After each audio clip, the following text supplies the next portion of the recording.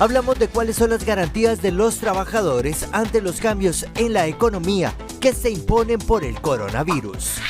Las personas que entren al país o que den como positivo deben tener un control estricto para evitar que aumenten los contagios. Es el mejor momento para reforzar su cuerpo con vitamina C. Le decimos dónde conseguirla. La Caja habilita un centro exclusivo para la atención de los enfermos de coronavirus en Costa Rica. Hay alimentos nutritivos que puede incluir en su alimentación. Son formas diferentes de comer lo que le hace bien. Información actualizada para toda la familia. Quédese con nosotros.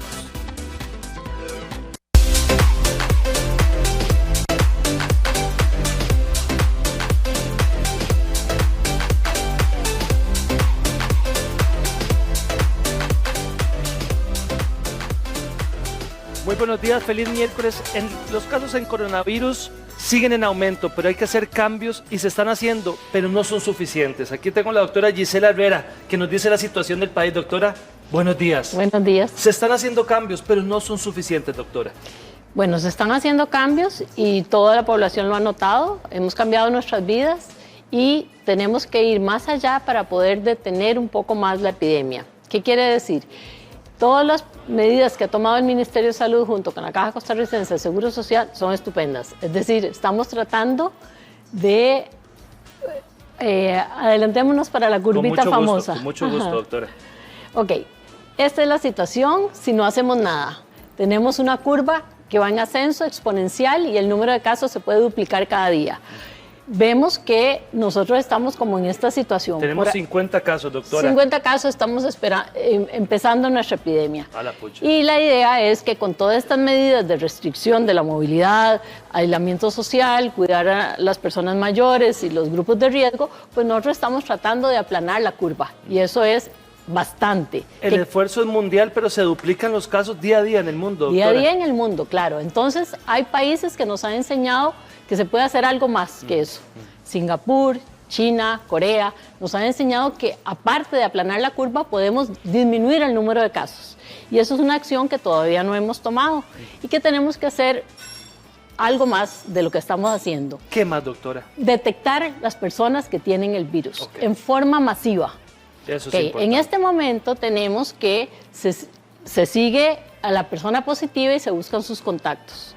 Muy bien, perfecto. Esos contactos se aíslan y entonces detenemos esa proliferación de ese caso. Pero nosotros sabemos que hay personas que se mueven de un lugar a otro, hay personas que estuvieron fuera del país, etcétera, y no hemos sido tan agresivos en buscar casos diferentes en diferentes partes del país. Hay muchos casos, personas que tienen coronavirus en este país y no lo saben ni siquiera. Y no lo saben. Entonces, la tecnología que tenemos a disposición hoy día nos permite hacer pruebas rápidas, que son pruebas muy efectivas, que son pruebas de ingeniería genética y tal como usted sabe, estas maquinitas para tomar el azúcar de la sangre de los diabéticos. Bueno, una prueba tan sencilla como esa existe, esa tecnología ya existe. Entonces usted puede determinar todas las personas que tienen el virus y hacer una verdadera cuarentena de los positivos y sus contactos. Doctora, vamos a hacer una pausa y vamos a darle paso a Patricia Figueroa, que tiene valiosa información. Patricia, adelante. Hola, muy buenos días. Estamos en el laboratorio del Hospital CIMA San José y me encuentro acompañada del microbiólogo, el doctor Roger Soto. Doctor, muy buenos días, bienvenido. Doctor, 50 casos confirmados y la pregunta que nos hacemos todos, ¿habrá contagio comunitario? ¿Habrá alguna persona? ¿Qué es lo que se espera? Muy buenos días. Lo del contagio comunitario es una posibilidad, por supuesto. Estamos en un momento coyuntural de esta epidemia en la que, por supuesto, tenemos que atender todos los llamados del Ministerio de Salud a cumplir las medidas de contención que han sido dictadas y que eso permitiría mitigar mucho la propagación del virus. Es una posibilidad que este virus SARS-CoV-2 se convierta en un virus ya comunitario que se transmita en la población. Sin embargo, es necesario esperar ver el comportamiento del virus en otros países, porque recordemos que, por ejemplo, en la epidemia del SARS en el 2003 fue un virus que se esparció por varios países, pero sin embargo después de un año desapareció y no se volvió a tener registro de brotes del SARS. Entonces tenemos que esperar precisamente a ver cómo se va a comportar este nuevo virus y ver la epidemiología del mismo. Ahora, doctor, en estos días, ¿verdad?, donde la situación nos mantiene a todos en expectativa, ¿cuáles son las dudas que surgen? ¿Cuáles son las preguntas más reiterativas de la gente?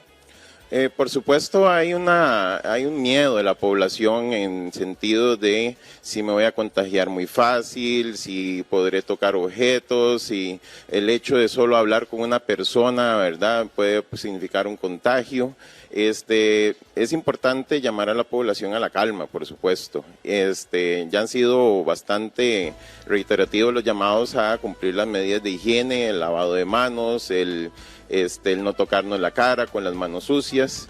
Eso son las cosas importantes y que la gente tiene que recordar en esta epidemia, y precisamente dejar tal vez de lado todas aquellas leyendas urbanas que recibimos a través de las redes sociales, de WhatsApp, de audios, etcétera, ¿verdad?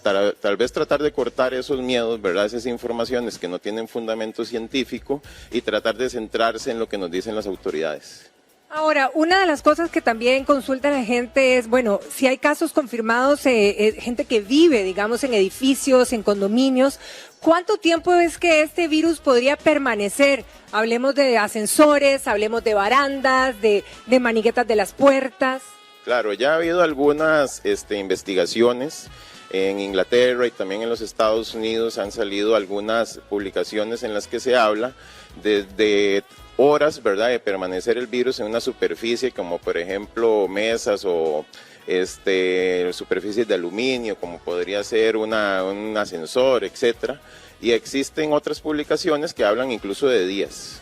Aquí lo importante que tenemos que recordar es que el virus sí tiene la capacidad de sobrevivir durante un tiempo en las superficies y en los objetos cotidianos que nosotros utilizamos, y que nosotros tenemos que tener la disciplina de lavarnos las manos cada vez que tocamos los objetos, cada vez que andamos en un sitio donde concurren otras personas, y tener también hacernos el hábito de no estarnos tocando la cara, porque es precisamente los sitios de entrada para el virus: nuestra boca, nuestra nariz y nuestros ojos. Ahora, ¿qué pasa, por ejemplo, con los intercambios de dinero, de tarjetas? ¿En esos elementos podría también contenerse el virus? ¿Es que alguna de las personas están infectadas? Hay que recordar que los objetos que están a nuestro alrededor no son estériles, o sea, convivimos con muchos microorganismos, millones de microorganismos que viven a nuestro alrededor, en todos los objetos que tocamos, que están con nosotros, que son parte de nuestra flora, y por supuesto los microorganismos patógenos también pueden estar presentes en todos esos objetos. Entonces, que van a estar ahí, sí, por supuesto, que es un riesgo que podemos tener de tocar estos objetos de la vida cotidiana como dinero, tarjetas de crédito, que estamos intercambiando lapiceros, por ejemplo, con otras personas. Sí, existe un riesgo. Cuantificar cuánto es ese riesgo puede ser variable, ¿verdad? Pero el asunto es que nosotros tenemos que considerar que el riesgo está latente y que por lo tanto debemos de cumplir las medidas de higiene cada vez que convivimos y tocamos los objetos que están manipulando otras personas. Algunas de las preguntas curiosas, doctor, que hace la gente también es, bueno, cuando alguien estornuda, cuando alguien tose, ese fluido que sale, ¿verdad?, ¿queda en una superficie donde caiga o puede ser que pulule en el ambiente, en el aire? Sí, eso es también interesante porque igual ha habido algunas investigaciones al respecto que por supuesto tendrá que generarse más conocimiento científico en los próximos meses, pero por ejemplo lo que sabemos es que el virus va a estar en el aire, en las gotitas de saliva que nosotros expectoramos y que puede permanecer ahí suspendido algunos minutos, incluso algunas investigaciones hablan de hasta algunas horas. Eso habría que verlo, a ver si es cierto, pero lo que sí vamos a saber es que esas gotas de saliva van a caer en la superficies alrededor de las personas. Entonces es ahí donde igual nuevamente llamamos a la gente a tener la disciplina de limpiar los objetos de la vida cotidiana, a lavarse las manos, a tener una adecuada higiene. Si no tiene no tiene jabón y agua a su alcance, pues utilizar gel alcohol cada vez que tocamos esas superficies, porque está comprobado, como les decía hace un rato, que es correcto, ese virus puede permanecer durante algunos minutos, horas, incluso algunos dicen varios días, ¿verdad?, en las superficies, y nosotros vamos a ser susceptibles a ser contagiados. Ahora, doctor, tenemos claro que el movimiento en los laboratorios, aquí exactamente estamos viendo algunas imágenes del mismo laboratorio donde estamos. Algunas muchachas o muchachos se retiraron mientras que nosotros grabábamos, pero la situación es esta. Aquí se hacen exámenes para descartar, o qué exámenes se hacen y qué cuidados le piden al público cuando viene, y qué cuidados además deben de tener los microbiólogos con respecto al contagio también. En este momento los laboratorios privados, los que estamos ofreciendo, son pruebas para detección de otros microorganismos causantes de infecciones respiratorias, de los virus ya conocidos, incluso algunas bacterias también de las ya conocidas como patógenos respiratorios. Lo que tratamos es precisamente de descartar los casos, de poder atribuirle otro patógeno a una posible infección respiratoria que traiga a una persona. En los casos aquellos donde, primero, por nexo epidemiológico, es decir, una persona que ha viajado a los países donde ya se han dado contagios y además o que ha tenido contacto con una persona ya diagnosticada, entonces en esos casos, si no detectamos ningún patógeno de los ya conocidos, pues puede calificar como un caso de los que se envían la muestra al Laboratorio Nacional. Y eso, seguimos las recomendaciones del Ministerio de Salud, ¿verdad?, las directrices del Ministerio de Salud de cómo debemos de tratar esos casos y enviarlos al INCIENSA. Por supuesto, hay un riesgo para nosotros los que trabajamos en los laboratorios. Aquí tratamos de tener todas las herramientas necesarias, lo que les mostraba el otro día, como lentes, mascarillas, batas, guantes. Trabajamos también en una cámara de bioseguridad, digamos que eso es como decir un gabinete grande de metal. Está por allá adentro, sí. Es un gabinete en donde colocamos todo el material de trabajo, incluyendo las muestras. El aire que circula dentro de la cámara permanece dentro de la cámara y evita que salgan aerosoles hacia la persona que está operando, que está haciendo la operación de análisis. Ahora, ¿cuál es el proceso, doctor? Si yo tengo síntomas, ¿verdad?, ¿qué es lo que deberíamos recomendar al público? ¿Que llame, que diga que va a venir, o simplemente presentarse para hacerse el examen? Y de ahí el examen, ¿qué recorrido tiene? En este momento le estamos solicitando a las personas que consulten con su médico. Estamos tratando de aprovechar los recursos que tenemos de estas pruebas lo mejor posible, y lo indicado es que ojalá la persona consulte primero con su médico. Si tiene síntomas respiratorios, sobre todo si son más graves, me refiero a si ya hay temperatura, si ya hay fiebre, si ya hay dificultad para respirar, ya es muy importante que la gente consulte a su médico, y es probable que el médico le va a recomendar venir a hacerse una prueba de laboratorio de las que les estábamos enseñando. La persona va a tratar, o de hecho le recomendamos desde este momento, que una vez que ingrese a las instalaciones se coloque un cubrebocas. De hecho, el que el paciente se coloque un cubrebocas ya ayuda mucho a cortar un posible contagio de las demás personas. Nosotros vamos a hacer el proceso de toma de muestra, que como les mostraba el otro día, es una muestra de hisopado nasofaríngeo. Si la persona ya tiene secreciones respiratorias y necesita ser tratado médicamente, puede ser que se opte más bien por un aspirado nasofaríngeo, en donde personal de enfermería o médicos y terapia respiratoria puede introducir una manguerita, igual a través de la nariz, que llegue a las vías respiratorias bajas y aspirar las secreciones. Eso es una muestra también muy indicada para estos casos. Cualquiera de las dos muestras van a venir al laboratorio y vamos a iniciar precisamente la prueba de la reacción en cadena de la polimerasa, ¿verdad? Y si es del caso, esa muestra va a viajar al Laboratorio de Referencia Nacional. Doctor Soto, le agradecemos muchísimo su ayuda en las recomendaciones del caso y a seguir cuidándonos y seguir los lineamientos del Ministerio de Salud. Sí, claro, aquí es un llamado muy importante a la población. Como les explicaba al principio, es un momento coyuntural. Si tomamos las decisiones nosotros como ciudadanos correctas de seguir las recomendaciones del Ministerio, tenemos la oportunidad de cortar el contagio de este virus. Podemos, ojalá, pronto volver a una vida normal, porque Esto es lo que anhelamos, por supuesto, y que no tengamos grandes expansiones de la infección y sobre todo que los casos graves sean los mínimos posibles. Doctor Soto, muchísimas gracias, que pase un feliz día. Y nosotros continuamos ahí en estudio. Adelante, compañeros. Muchísimas gracias, Patricia. Doctora, los casos que tenemos era lo que se esperaba, de acuerdo a las medidas. Sí, probablemente esta curva nos está enfocando de que la epidemia no está desbordada, pero esto puede dar una falsa sensación de seguridad. Es decir, nosotros solo estamos detectando los casos graves que tienen 38 de temperatura, falta de aire y que se sienten mal. Hay 80% de las personas que no tienen síntomas graves y no los estamos detectando. Ese es el cambio que hay que hacer. Ofrecer ampliamente la prueba a la mayoría de personas que tienen síntomas respiratorios que no son graves. Es decir, identificar a las personas que tienen el virus en cualquier lugar del país que estén. Ese es el cambio de lo que estamos haciendo ahora. Lo que estamos haciendo ahora no es suficiente, eso solo aplana la curva, queremos detener la curva.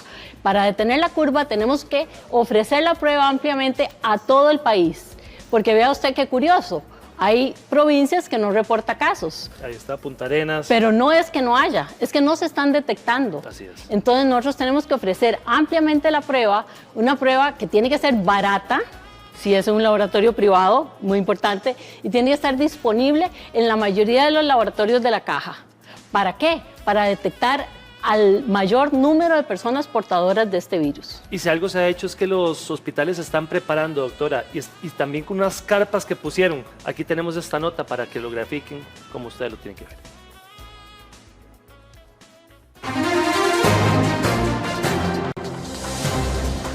Estos son los preparativos que actualmente se tienen en distintos hospitales y centros de salud del país.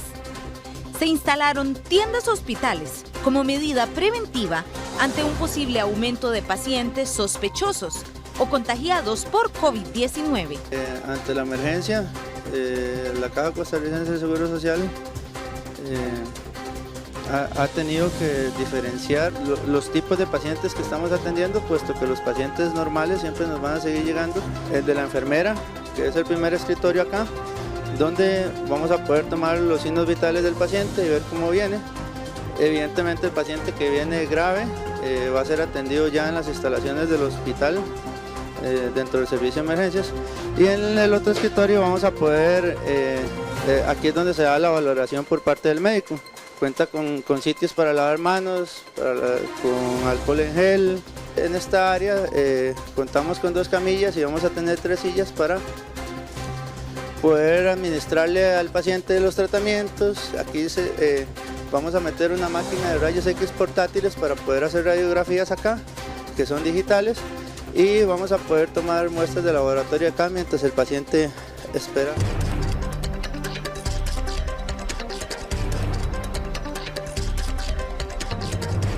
Muy importante que esto es un hospital militar, como le llaman, porque es traído de Estados Unidos, pero realmente es un hospital móvil, como deberíamos decirle, que tiene 3 módulos específicamente. En este momento estamos en el módulo donde vamos a tener la atención médica, pero en vista de que esperamos un aumento a nivel nacional de casos, pues tenemos que tomar medidas, y esta medida es la principal que ha sido recomendada a nivel mundial. Estas tiendas hospitales cuentan con todos los lineamientos establecidos por la Organización Mundial de la Salud y responden a requerimientos establecidos previamente por la Caja.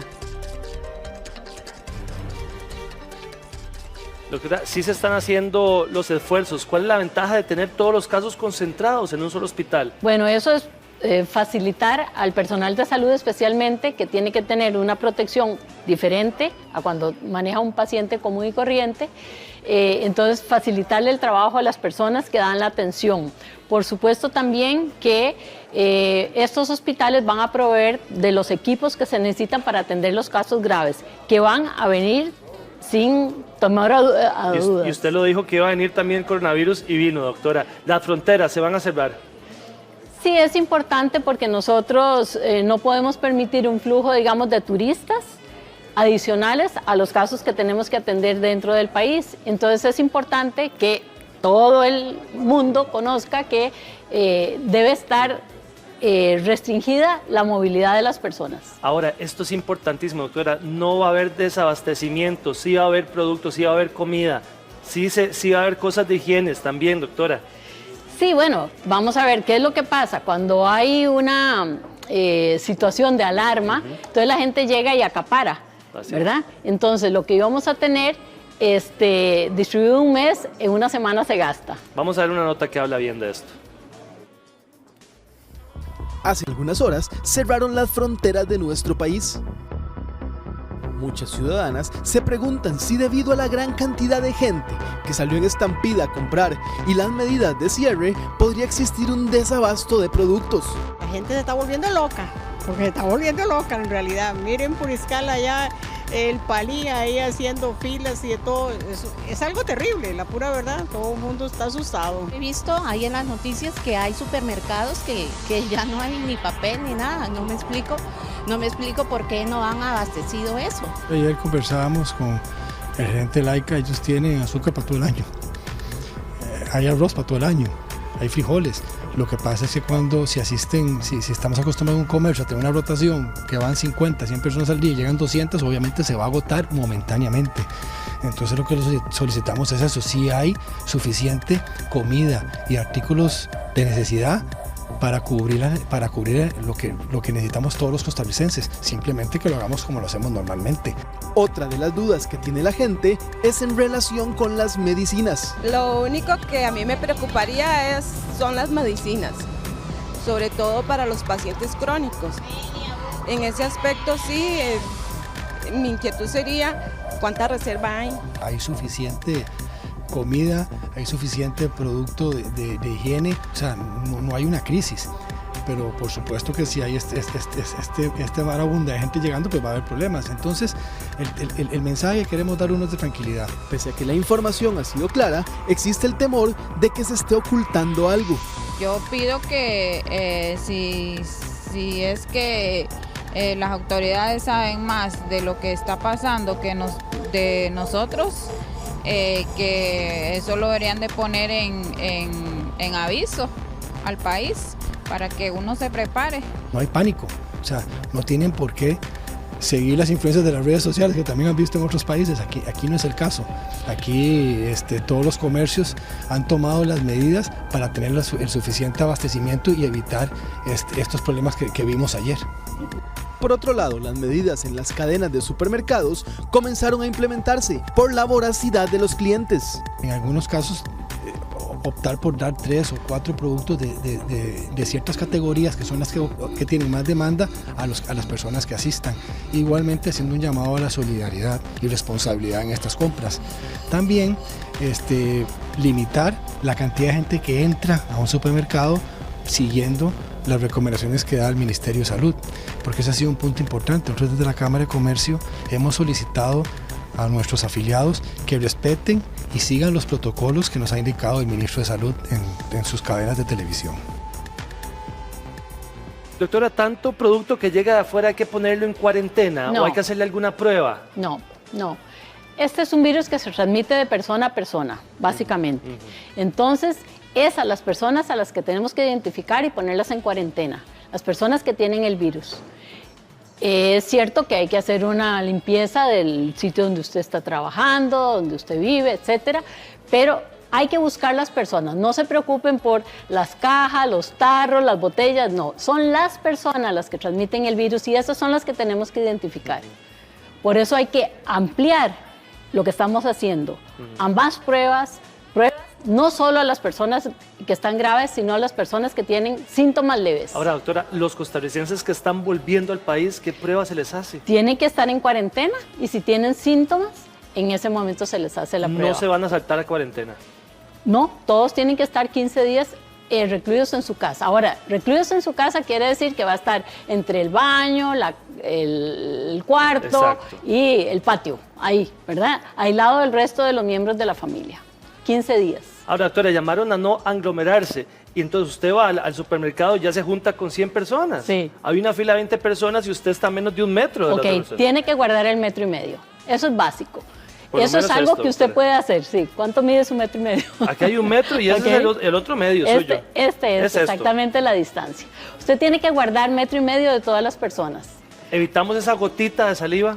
La gota de saliva que viaja 1 metro nada más. La ventaja es que se transmite por la gota media. No queda en el aire, cae. Entonces por eso es que hay que limpiar las superficies. No queda en el aire. Exacto. Usted hablaba del aislamiento, doctora. Tenemos una nota para que lo veamos.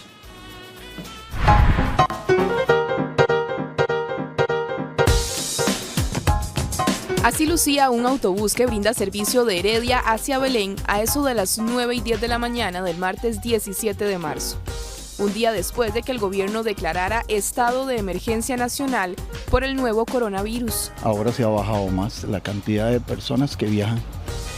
Están, como te dijera, la gente está obedeciendo al llamado que ha hecho el presidente. Tal vez un 50 o un 40 por ahí ha bajado bastante. No se ve gente casi.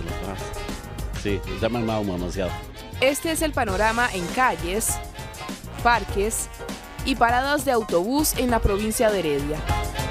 Don Edwin tiene muchos años de tener este puesto en el Parque de Los Ángeles y durante el tiempo que estuvimos presentes llegó únicamente un cliente. Uno va a cruzar en la calle y ver la diferencia y el comercio en sí, vea mi puesto, el periodiquito, usted lo ve, que es noticias, pero tampoco no hay quien, ya la gente no quiere salir.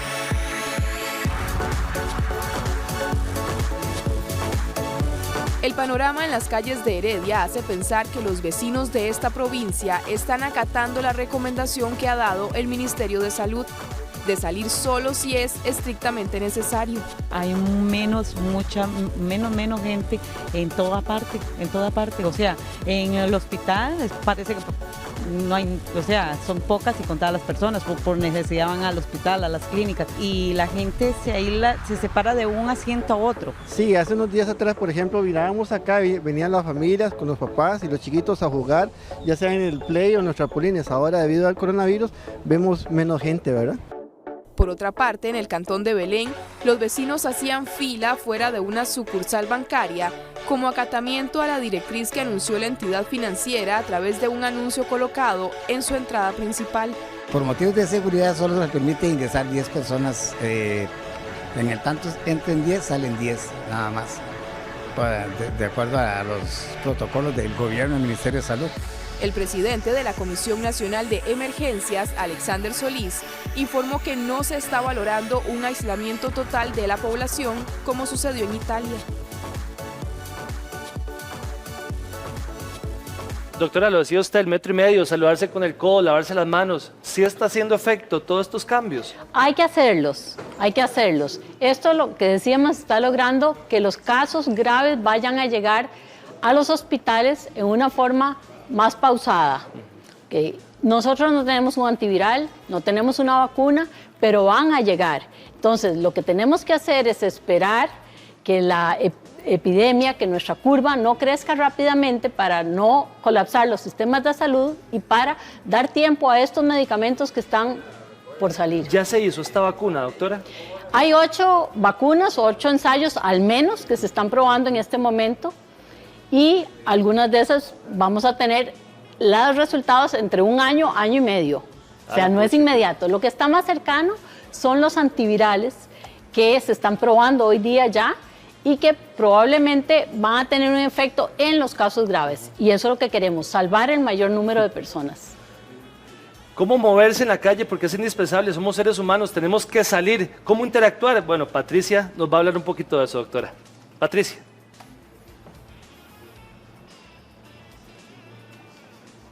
Vamos a ver si hacemos contacto con Patricia Figueroa, que ya tenemos, me avisan compañeros.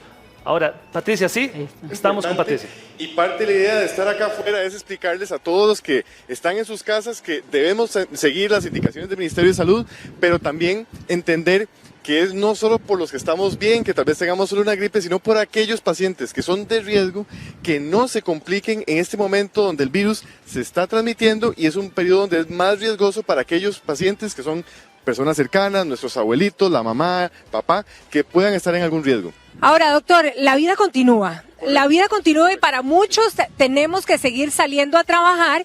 Muchos trabajan al aire libre, otros trabajan en oficinas. Por ejemplo, si vemos por ahí está la autopista Próspero Fernández, que pronto se convierte allá más allácito en la 27. Pero, por ejemplo, si yo me topo a alguien aquí, ¿verdad?, en un campo abierto y, por ejemplo, tose, ¿qué pasa? Digamos, por estar en ambiente libre, ¿estoy más protegida o...? No, recordemos que las partículas de lo que llamamos la tos son más de 10.000 partículas que se liberan al ambiente. Entonces, de ahí el llamado a que, por favor, mantengamos el protocolo de tos y estornudo. O sea, que si yo voy a toser, cubrirme con el codo si fue inminente, pero si no, tener una toalla descartable para no contaminar, porque en el ambiente que estamos, conforme más yo tosa, aunque estemos aquí nosotros en un lugar abierto donde no ha pasado absolutamente nadie, puede ser que hace unos minutos o una hora pasó alguien que tosió. Y esa persona nos va a dejar esas partículas y nos puede transmitir el virus. Recordemos, en este momento muchos de nosotros podemos pensar, estoy normal, me siento bien, podría ser un paciente asintomático que lo transmita, de manera que tenemos que tener mucho cuidado y mantener esas medidas de, por favor, en la medida de lo posible en sus casas. Como bien decías, Patricia, mucha gente tiene que ir a trabajar, tenemos que seguir moviéndonos, la idea no es paralizar el país y el ministro de Salud lo ha dicho muy bien, no es paralizar el país. Pero si usted puede tomar esas medidas de quedarse en su casa, no asistir a alguna actividad en especial, tratar de no aglomerarse, eso es lo más importante, mantener esas medidas. Y en la medida general de que yo estuve en la calle, por ejemplo ahorita andamos nosotros acá, es importante establecer que cuando lleguemos a nuestra casa, a nuestro lugar de trabajo, a nuestros sitios digamos de descanso, lavarnos las manos, porque como decías ahora, yo no puedo saber si aquí donde estoy pasó alguien que estornudó o tosió. Si yo tengo las partículas en la mano, por lo menos elimino la posibilidad que al lavarme las manos, esas partículas queden en la superficie de la mano y yo pueda tener contacto con esa partícula o se la transmita a otra persona. Yo sé que estamos mucho más precavidos en todo esto como debe de ser, ¿verdad? Pero, por ejemplo, si por mi trabajo tengo que salir a algún comercio, tengo que ir a una reunión y de repente alguien tose en el lugar, es un lugar cerrado, ¿qué es lo que debo de hacer? Bueno, número uno, la primera medida es recordarle a esa persona que mantenga el protocolo. O sea, también es una cuestión de educación, todos debemos recordarlo. Podemos sonar un poco pesados o caerle mal a esa persona, pero es recordarle que no tosa sin el protocolo de estornudo. Si ya fue inminente, que tosió, recordar que, bueno, existe la posibilidad de que se transmita algún tipo de partícula, no necesariamente va a ser un coronavirus, también llevar un poco la calma en el sentido de que hemos tenido noticias de gente que estornuda en un supermercado y todos se corren en la fila porque dice me pasó una enfermedad. No, tampoco llevar al pánico, no es estar en el extremo, recordar que inclusive tengo muchos pacientes que son alérgicos y me dicen, doctor, pero yo tengo rinitis todo el tiempo, me levanto hoy en la mañana y me da tos. Es posible que usted tenga solo alergia y la tos sea por eso, pero recordemos, en este momento no bajar la guardia. Ahora, por ejemplo, si estamos en ese lugar y voy a toser, porque esto es para la recomendación de los que tosemos o tosen, ¿verdad? ¿A cuánta distancia más o menos? Digamos que si yo voy a toser para como no asustar, porque ahora asusta que alguien tosa o estornude. Se recomienda al menos 1,5 metros o 2 metros, esa es la recomendación. Ve que inclusive te costó alcanzarme en la distancia, ven qué bonita el ejemplo de cómo tengo que estirar yo la mano para estar en contacto con una persona. Y ahí repaso, hay un mensaje muy lindo que hemos buscado en redes que es separarnos. Vean, el 1,5 metros de distancia más o menos es lo que tiene mi brazo. Entonces mantenernos a esa distancia nos permite que tengamos ese espacio mínimo, que vean qué curioso, cuando hablamos de espacio mínimo se hablaba de 20 centímetros, en este momento el espacio mínimo de contacto es lo que tenemos más o menos Patricia y yo acá, es 1,5 metros ojalá de distancia, que aunque tal vez hubiera un momento de tos inminente, que hubo una liberación de partículas, no tengamos contacto directo con esas partículas para evitar esa transmisión. Ahora, ¿qué pasa con los vecinos? Los vecinos, sobre todo cuando vivimos casi que puerta con puerta, ¿verdad? Pared con pared, y oímos a una familia que tose, y de repente tenemos, no solamente estamos nosotros, sino también nuestros hijos. Eso debe asustarnos, hay que tomar alguna medida, hay que comentarlo. Importante reconocer que los ticos somos pacientes muy propensos a alergias nasales, lo dije ahorita. Tenemos pacientes que toda la vida han tosido en la mañana, han tosido cuando está un poco más hacia la tarde-noche, el frío de la noche. Recordemos que muchos pacientes pueden toser y no necesariamente es un coronavirus. Esto lo digo por un llamado a la calma, porque también hemos entrado en una parte muy razonable, muy respetable de tener ese evitar contacto, pero tampoco lleguemos al extremo donde si vemos una persona en la calle que tosió pensar tiene coronavirus. No, puede ser que sea una persona alérgica o que tenga una gripe que no sea coronavirus. Ahora, en este momento, como tenemos medidas que son emergencia nacional, lo importante es recordar que son medidas de prevención, pero si usted tiene un familiar o alguna persona que sabe que siempre ha tosido, muy poco probable que sea ahorita un coronavirus, salvo que tenga síntomas de sospecha, que siempre repetimos, fiebre mayor a 38 grados y además que asocie otros temas como contacto reciente con un paciente positivo o un viaje reciente, que cada vez son menos porque ya casi ninguno de nosotros está en contacto con alguien que viajó, pero por aquello siempre sigue estando la alerta ahí. Si alguna persona estuviera haciendo cuarentena en este momento y tiene gatos o tiene perros, ¿podría permanecer con los animales en casa? Esa es una pregunta que tengo que aclararla de una vez, porque los pobres animales también están sufriendo con el tema del coronavirus. Vean, realmente se ha demostrado que los coronavirus como familia pueden transmitirse a animales. Ya hay reportes, también tenemos reportes a nivel mundial, tenemos que se transmite, por ejemplo, a perros.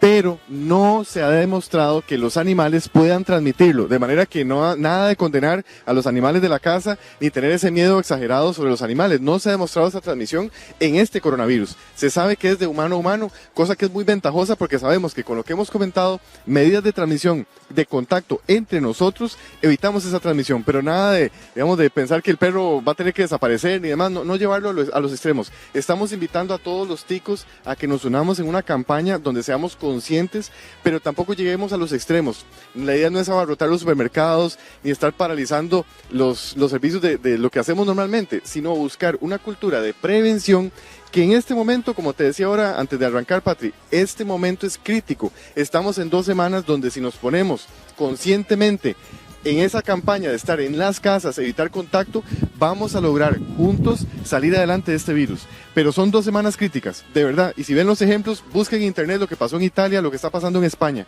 No hicieron caso a las medidas del Ministerio de Salud o sus autoridades locales, que en este caso es el Ministerio de Salud, que nos pide, por favor, quédese en casa. Muy sencillo, quédese en casa y así nos ayudamos entre todos.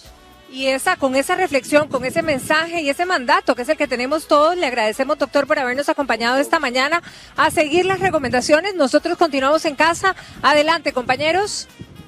Se hablaba de 2 semanas, Patricia, pero la doctora también está acatando que son 4 meses por lo menos. Bueno, no vamos a ver cambios significativos de la epidemia hasta dentro de 4 meses. O sea, tenemos que ser conscientes de varias cosas. Por ejemplo, se habla del contacto persona a persona. Por ejemplo, ahora Patricia estaba entrevistando al doctor, sí, y ella estaba a menos de 1,5 metros entrevistando. Con la mano en la boca. Y luego, cuando ella mantuvo la distancia, el micrófono y su mano estaban en contacto estrecho con la boca del doctor. No sabemos en estas personas asintomáticas que transmiten el virus quién es. Por eso, de todas las personas debemos de mantener la distancia. ¿Qué hubiera hecho yo en el caso de Patricia, que soy reportera, que tengo que salir? Bueno, le entrego el micrófono. Tome el micrófono. Tome el micrófono, hable usted y mantenemos la distancia. Bueno, hay una regla que no se debe entregar el micrófono, pero hay que hacer cambios. Es que hay que hacer cambios. Vamos a ver, si usted el micrófono lo mete en su nariz o en su boca, pues hay un riesgo. Pero del micrófono a su nariz no va a brincar el virus. ¿Ok? Es cuando usted toca el micrófono y se toque la nariz. Doctora, usted toca un punto importante de hacerse la glicemia. Retomemos un poquito sobre No. El ejemplo fue este. Hay equipos hoy día que puede detectar rápidamente la prueba del coronavirus. Esa tecnología ya está disponible. Se usó en ébola. ¿Por qué? Porque ébola mataba más del 90% de los infectados y se utilizó en África con gran éxito. En esta epidemia, que sabemos que el virus se transmite tan fácilmente, tenemos que extender la prueba a todo el país para detectar los focos. Mire, esto es sospechoso, no tenemos casos aquí, no tenemos casos aquí. ¿Dónde están todos aquí, doctora? Porque aquí estamos haciendo las pruebas. Pero nosotros sospechosamente no tenemos, puede haber por ahí y no estamos detectando. Exacto. ¿Cuándo lo vamos a detectar? Cuando llega un paciente grave al hospital. Cuando llega un paciente grave al hospital y necesita un respirador, esa persona ya ha estado 4 semanas diseminando el virus. Doctora, vea qué delicado. Tenemos este gráfico de la cadena, así es como se propaga, ¿verdad? ¿De esto puede llegar a esto? No, esto es lo que pasa todos los días. El virus entra en la célula, utiliza la maquinaria celular para replicarse y produce una gran cantidad de virus. Perdón, doctora, pero de una puede salir esta cantidad. De cada célula. A la puchica. Sí, de cada célula el virus utiliza la maquinaria de la célula porque ellos no se saben multiplicar. Se replican utilizando la maquinaria celular y destruyen la célula. Pero de cada vez, cada ciclo, se produce una gran cantidad de virus que se diseminan por la vía respiratoria. Y el contacto persona a persona es la que nos hace infectarnos de este virus. Se habla de la gota viral, doctora. Explíquenos un poquito. Sí, nosotros tenemos 3 tipos de gota. La gota gruesa, la gota media y la gota fina. La gota fina es, por ejemplo, en sarampión. Una persona que tiene sarampión estornuda o tose y esta gota fina queda en el ambiente. Usted se lleva al paciente a otro cuarto y el virus queda en este cuarto. Y ahí va quedando. Ahí queda. En tuberculosis tenemos la gota gruesa. Entonces, la gota gruesa es que usted no transmite así directamente de persona a persona, mucho más difícil. Pero nosotros el coronavirus lo tenemos en la gota media. La gota media sale de su boca o en la nariz por estornudo y viaja 1 metro. Eso es importante aclararlo. Viaja 1 metro y cae. Por eso las superficies hay que limpiarlas. Por eso decimos metro y medio. Metro y medio, ¿para qué? Para tener 1 metro y un medio metro adicional de distancia. Yo estornudo, doctora. ¿Sí? Y va a caer a 1 metro. A 1 metro. A 1 Ahí metro. va a caer la gota. ¿Sí? Entonces, cuando usted se va, yo limpio acá, porque usted, si es un portador asintomático, usted puede dejar partículas virales ahí. Pero esto hay que dejarlo claro, doctora. Entonces, esa gota no va a quedar en el ambiente, no yo me la voy a llevar. En el aire, no se transmite por el aire. Es persona a persona. Por eso la gente ahorita está preocupada que si la lata que vino de China, que si la caja, no. Preocúpese de las personas, preocúpese de mantener una distancia y cuide a sus viejitos, a los diabéticos y a los hipertensos, porque a ellos les va a ir muy mal. Ellos son los que van a llegar preferentemente a los hospitales y necesitar un respirador. Pero, por ejemplo, la experiencia en Seattle es que ellos vieron personas de 20 años con una contextura muy fit, ¿verdad? Muy atletas, ¿sí? Que se enfermaron gravemente. Doctora, la gente está saliendo, hace filas y no respeta ese metro. Y vamos a ver esta nota para que lo vean. Es la noticia de los últimos 4 meses. La pandemia que puso en alerta a todas las autoridades de salud y a la población a nivel mundial. Miles de fallecidos y afectados. Costa Rica no se escapa de esta situación. Pero, ¿cómo afrontan el coronavirus los costarricenses que actualmente viven fuera de nuestro país? Esta es la cámara donde se extiende el pescado siempre que hay suficiente y mira cómo está. Nada de nada. Y no importa cuánto esté de caro, a la gente no le importa. Ellos simplemente echan todo y se lo llevan. Y aquí hay un rótulo donde dice que en un esfuerzo para servir mejor a los clientes están temporariamente suspendiendo el servicio de carnes. Aquí es donde está el estante del jabón, ciertos jabones, cloros, etcétera. No se encuentra mucho. Voy a hacerme del lado del cloro, tampoco hay mucho cloro por aquí. Están los estantes muchísimos vacíos.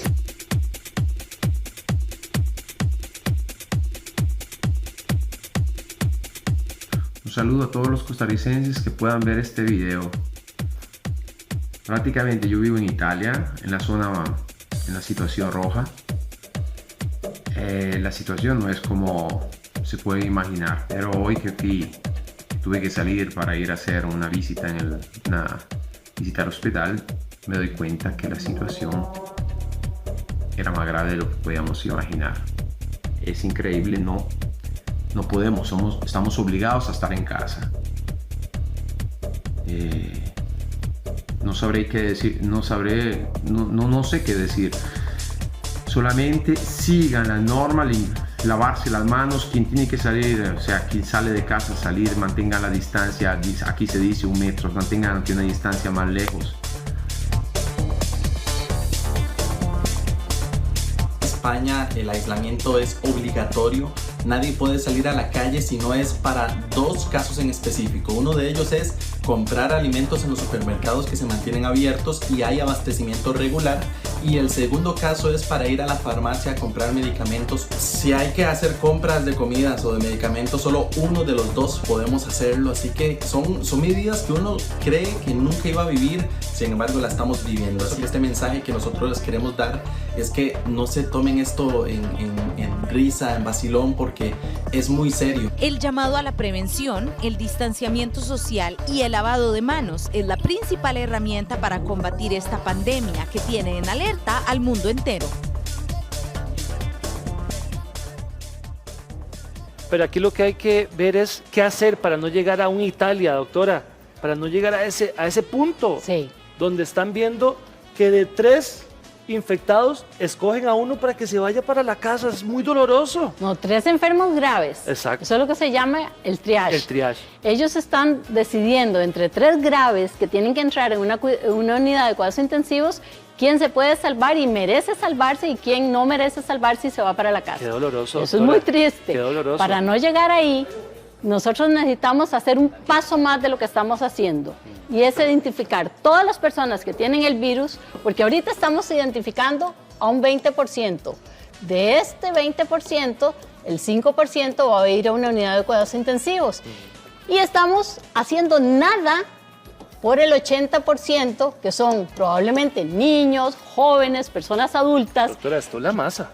Claro, es la mayoría. No los estamos aislando, no los estamos poniendo en cuarentena, y ellos pueden transmitir a otros. ¿Y qué pasa? Que los jóvenes saben ya que a ellos no les va a dar grave, entonces van para las playas. Claro. Se van Saturada a los bares. La 27 la semana pasada, claro, doctora. Claro.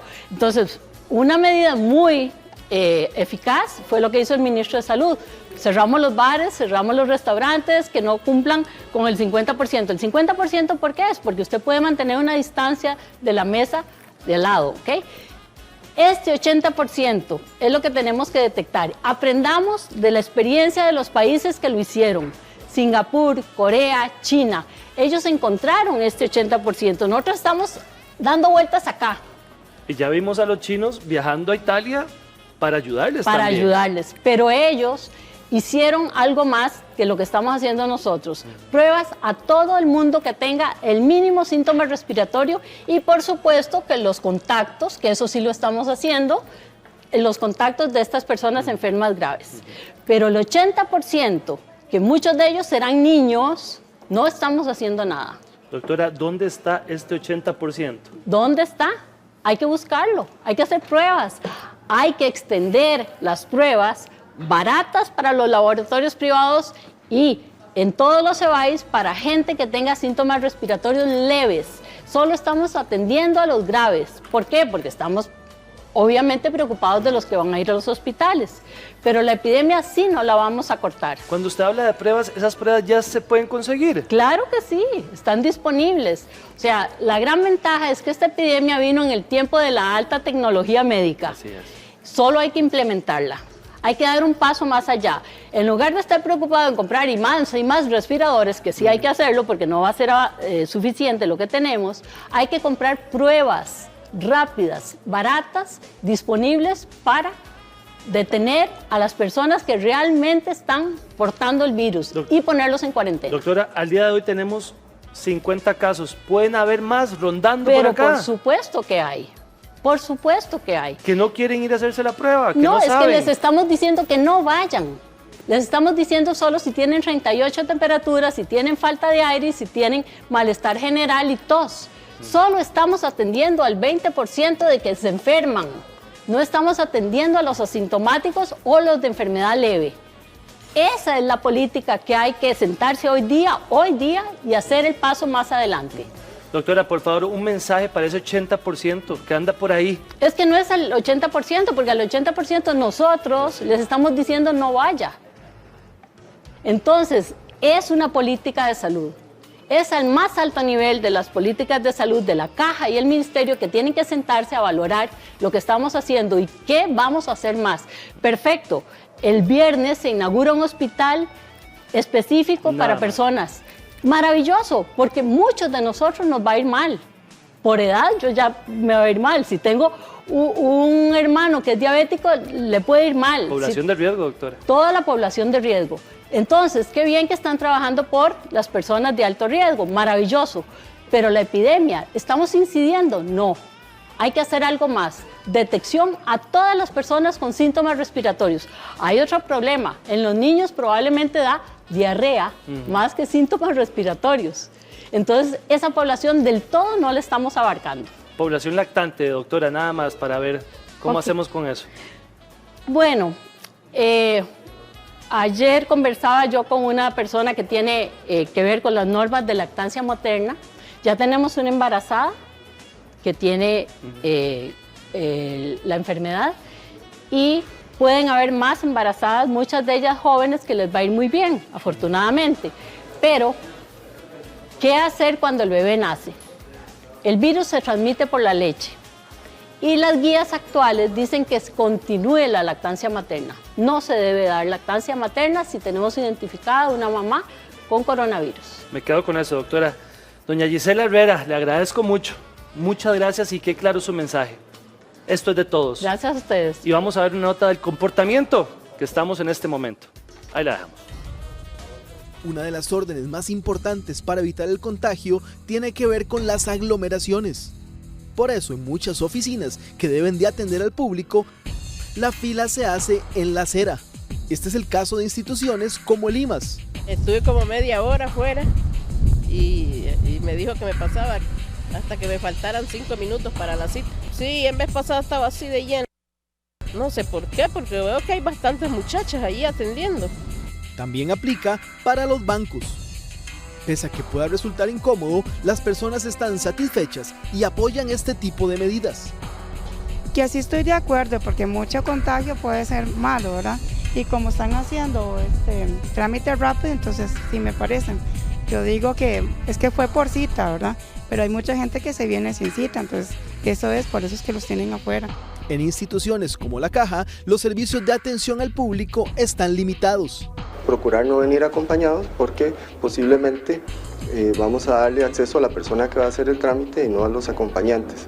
Esa es otra de las recomendaciones que estamos solicitando. Vamos a procurar controlar la fila a la entrada de los edificios. Estamos hablando del edificio de oficinas centrales, del edificio del Hierro que está 50 metros al este en Avenida Segunda de la Caja, y en la red de las 80 sucursales en todo el país. Tenemos protocolos establecidos y vamos a pedirle primero a la persona que se mantenga, digamos, a distancia de las demás personas, y ahí pues ya haremos las llamadas pertinentes o le recomendaremos a la persona que asista a los servicios médicos para que se consulte. Por eso realice solo los trámites que resulten ser urgentes. Bueno, mucha atención porque vamos a hablar de esos cambios que produce el coronavirus en nuestro cuerpo. Pero, ¿qué es lo primero que manifiesta nuestro cuerpo? El doctor Jorge López, que es endocrinólogo, nos amplía esta información en esta mañana. Muy buenos días, doctor. Gracias por acompañarnos. Buenos días. Doctor, reitero esa pregunta. ¿Qué es lo primero que manifiesta mi cuerpo cuando ingresa el coronavirus? Ok. El coronavirus es un virus sintomático, respiratorio, por lo cual nos va a dar una serie de síntomas, principalmente a ese nivel. Entonces, por acá podemos ver que los síntomas más comunes van a incluir dolor de cabeza, escurrimiento nasal o lo que se llama rinorrea o moquillos que generalmente son hialinos o como agua. Además de eso, dolor de garganta. Puede además haber dolor muscular. Potencialmente puede llegar a hacerse síntomas más severos, como por ejemplo la fiebre, ¿verdad? Superior a 38 grados centígrados, y cuando los síntomas realmente tienden a empeorar, problemas para respirar, dificultad para respirar como la disnea, y puede complicarse como una neumonía o inclusive una septicemia, que es una infección ya en sangre que va a producir, inclusive puede producir un fallo a nivel multiorgánico, o sea que falle otros órganos, por ejemplo riñón, hígado, el corazón, y llevarnos a una serie de complicaciones severas, inclusive la muerte. Esos serían los síntomas más graves. Entonces, exactamente, fuimos de los más comunes y sencillos a los más severos. Ahora, hay que recordar algunas cosas. Hay que recordar que el coronavirus es en sí un tipo de virus que puede producir varias enfermedades, entre ellas desde un resfrío hasta otras enfermedades que se conocen como el SARS, que habló la doctora anteriormente, el MERS, y el coronavirus 2, que es actualmente el que está circulando y que nos produce una enfermedad que se llama COVID-19. Esta enfermedad COVID-19 es realmente la que nos puede producir en este momento estos síntomas. Recordar que como es un virus respiratorio, se esparce a nivel de gotas, a nivel de vía aérea, entonces por eso generalmente la persona con infección nos va a transmitir o nos puede transmitir a otra persona por medio de estornudos, tos, gotas cuando habla, o que dichas gotas queden en superficies que a veces puede durar horas o días y que otra persona esté en contacto, ya sea con manos o con otra parte del cuerpo, y posteriormente se toque ojos o la boca y transmita. Una vez que el virus entra al cuerpo, lo que sucede es que va a producir una infección por medio de que va a entrar a las mucosas, y el virus, recordamos que es un microorganismo acelular, o sea, no es una célula, y él ocupa células para replicarse, o sea, para multiplicarse. Entonces lo que va a suceder es que él se va a introducir, sobre todo en las vías aéreas inicialmente superiores, o sea, nasofaringe, y lo que va a producir es una inflamación y introducción en las células. Entonces, para eso tenemos el siguiente esquema, ¿correcto? Lo que sucede entonces es que el coronavirus, como sabemos, tiene unas espigas que le producen una forma de corona, y esa forma de corona es lo que lleva el nombre. Esas espigas son glicoproteínas, y además tiene una membrana que es cubierta de lípidos o de grasa. En el momento en que ella entra, como vimos, a vías respiratorias, inicialmente superiores, se une a una enzima que se llama la ECA2 o ACE2 en inglés, y al unirse a esto se produce la unión e introducción a la célula. Una vez que se introduce a la célula, entonces lo que hace es ingresar y replicarse, o sea, lo que produce es que el ARN viral, la célula lo reconoce como propio y lo empieza a multiplicar. Entonces empieza a producir unas 10.000 a 100.000 copias por célula, y una vez que se multiplica tanto, lo que hace es salir de la célula y esta célula queda muerta, o sea, muere. Pero ya se esparció y sigue infectando otras células, y por eso sigue bajando. El problema es que cuando sigue bajando a vías respiratorias inferiores puede producir una bronquitis y posteriormente inclusive una neumonía, que realmente es una neumonía intersticial, y esto sigue las complicaciones que puede llevar a falla respiratoria, a infección de la sangre o septicemia, a fallo orgánico, inclusive muerte. Es importante en ya que vimos el esquema del virus, recordar lo que hablamos anteriormente. Una vez que ya conocemos la forma del virus, recordar que ella tiene una membrana que es a base de lípidos, o sea, de grasa. Y resulta que el jabón lo que hace es que las colas hidrofobas, que son lo que contiene el jabón, se une a la membrana, abre el virus y lo destruye. Por eso es tan importante el lavado de manos para poder destruir el virus antes de que ingrese a nuestro cuerpo y que no nos infecte. Por eso se insiste tanto en este tema. Por eso es tan importante. Ahora, doctor, ¿por qué hay que extremar los cuidados con los cardiópatas, con las personas que tienen problemas cardíacos? Claro. Realmente hay una población que se llama vulnerable, o que tiene mayor riesgo. Entre ellos están personas mayores, adultos mayores, sobre todo 65, 70 años, las personas que tienen enfermedades del corazón, enfermedades pulmonares, por ejemplo, como el asma, y los diabéticos, que ahorita vamos a hablar. Por ejemplo, en el caso de los pacientes cardiópatas, van a tener una menor, van a ser personas que tienen menor resistencia a infecciones serias y puede generar mayores complicaciones a corto plazo. O sea, los síntomas pueden llegar a ser más severos. ¿De qué otros pacientes o qué otra población podríamos estar hablando que hay que tener ese extremo cuidado, doctor? Sí, lo que hablaba anteriormente. Entonces, adultos mayores es muy importante, por eso las medidas de aislamiento que hablábamos anteriormente, ¿verdad? Que todo ese tipo de personas deben de tener todo lo que hemos hablado anteriormente, ¿verdad? Distancia con personas sintomáticas respiratorias, el lavado de manos frecuente, limpiar lo que son superficies, lo que es el protocolo de estornudo y tos, y no tener contacto, por ejemplo, con anteojos, comida o otros artículos que otra persona con síntomas pudo haber tenido. Y además es importante la parte de el cocimiento de comida, sobre todo carnes y huevos, que se recomienda cocerlos adecuadamente. ¿Por qué tanto cuidado con los diabéticos, doctor? Muy buena pregunta. Con respecto a los diabéticos, el diabético, como sabemos, lo que tiene es una elevación a nivel de la glucosa de la sangre, y cuando no está bien controlado. El diabético mal controlado, entonces va a tener el azúcar muy alto, y eso va a producir dos cosas principalmente. Una, que tenga mayor, un entorno que lo hace más susceptible a que crezca más rápido el virus, por un lado.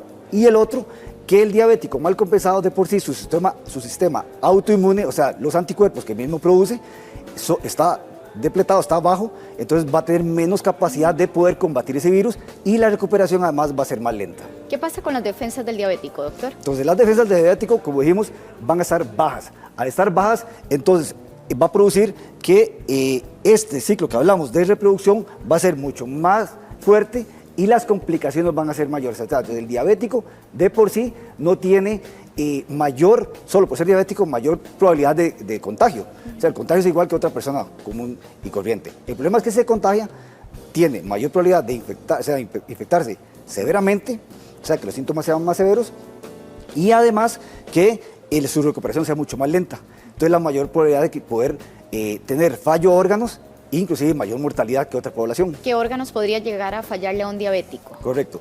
Es igual que el resto de población vulnerable, esos pacientes tienden a fallar. Bueno, primero a hacer neumonías severas que los llevan a dificultad respiratoria, que inclusive puede haber la necesidad de necesitar una máquina, una ventilación mecánica, y además pueden fallar riñón, entonces llevarle una insuficiencia renal, que inclusive puede necesitar terapia de reemplazo, y también se ha visto que puede afectar órganos como el hígado.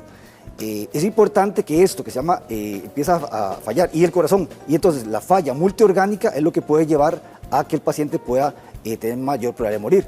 Como dijo la doctora anteriormente, el 80% de los pacientes tienen síntomas leves, leves o moderados.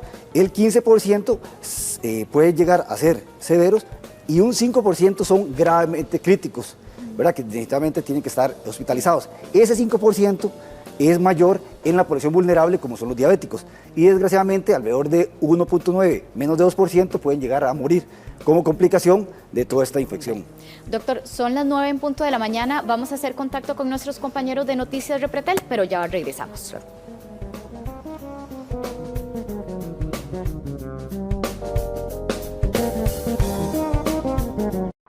Repretel, las noticias de cada hora.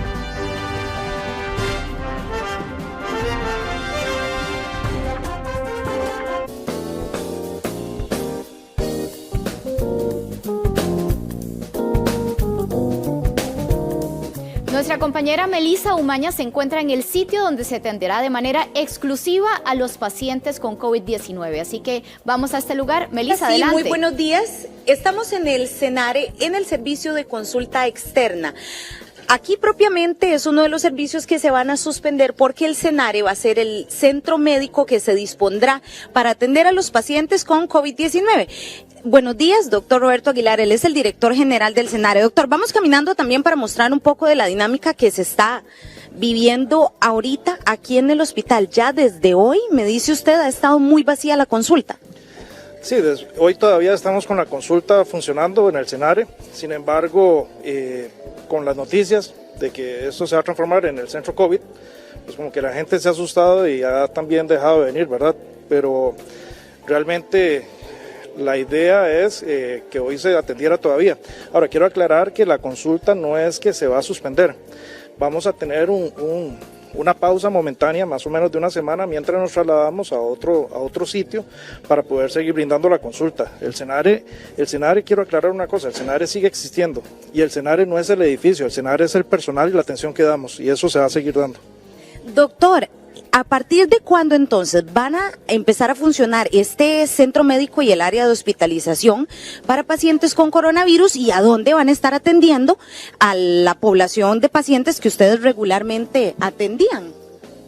Ok, la atención de COVID va a funcionar en el momento en que ya estén las instalaciones listas, que el personal esté debidamente entrenado y que sea necesario, porque todavía en este momento no es una necesidad, se está preparando el hospital para una eventual necesidad y ojalá que no se llegue a necesitar tanto y eso va a depender mucho de las personas, que las personas hagan caso a las autoridades, que se permanezcan lo más posible en casa, que no se expongan, porque alguien puede decir, bueno, yo no tengo factores de riesgo, puedo andar por la calle, sí, pero tal vez su mamá sí, su papá sí. Entonces, en el momento en que usted hace casos a las autoridades y en el momento en que usted no se está exponiendo, está cuidando a sus hijos, a sus padres, a sus seres queridos. Aquí es un asunto de todos y todos nos tenemos que cuidar entre todos. Doctor, entonces los pacientes que tienen citas programadas con ustedes o que tienen que venir al CENARE ahorita, por ejemplo, a partir de hoy, ¿a dónde se dirigen y quiénes les dan las indicaciones para que reciban la atención? Nosotros estamos haciendo todo lo posible porque todo esto ha sido como muy rápido,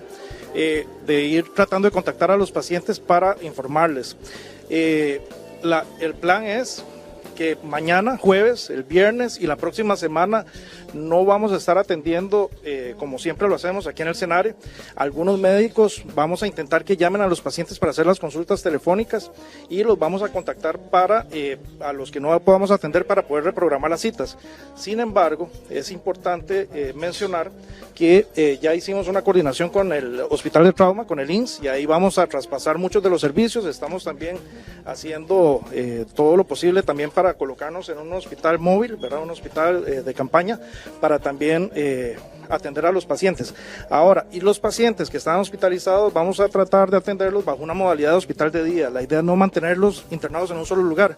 No sé si han visto las noticias de hogares de ancianos ¿cómo se llama? En Europa, donde han fallecido todos los que están adentro. O sea, tener personas con factores de riesgo, todos juntos, con la posibilidad de que ingrese alguien, como este es un hospital de referencia nacional, con COVID, es exponerlos a un riesgo de salud.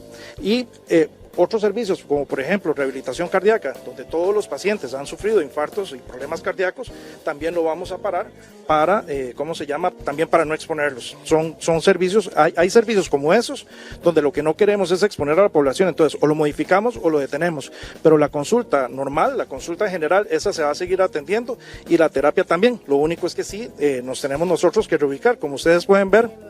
Doctor, vemos que se están haciendo modificaciones importantes en la infraestructura. ¿Qué capacidad van a tener ustedes de atención aquí? ¿Cuántas camas? ¿Cuántos respiradores, por ejemplo? Inicialmente vamos a tener 88 camas. Y de las 88 camas, aproximadamente, inicialmente 24 van a ser de cuidados intensivos, ¿verdad? Todo con su respectivo equipamiento. Los ventiladores mecánicos, estamos también en eso. Por ahora las de cuidados intensivos son los que van a tener ventiladores mecánicos, pero si se ocupan más, se van a tratar de traer más, porque este es un hospital que de base es un hospital de rehabilitación, entonces no teníamos nada de ese equipamiento, todo eso se va a equipar. Y si es necesario, podemos también reconvertir otras zonas como los gimnasios de terapia para poner pacientes que tal vez no tienen tanta gravedad pero sí necesitan estar en hospitalización. Entonces eso va a depender de, digamos, cómo se vaya desarrollando la pandemia, ¿verdad?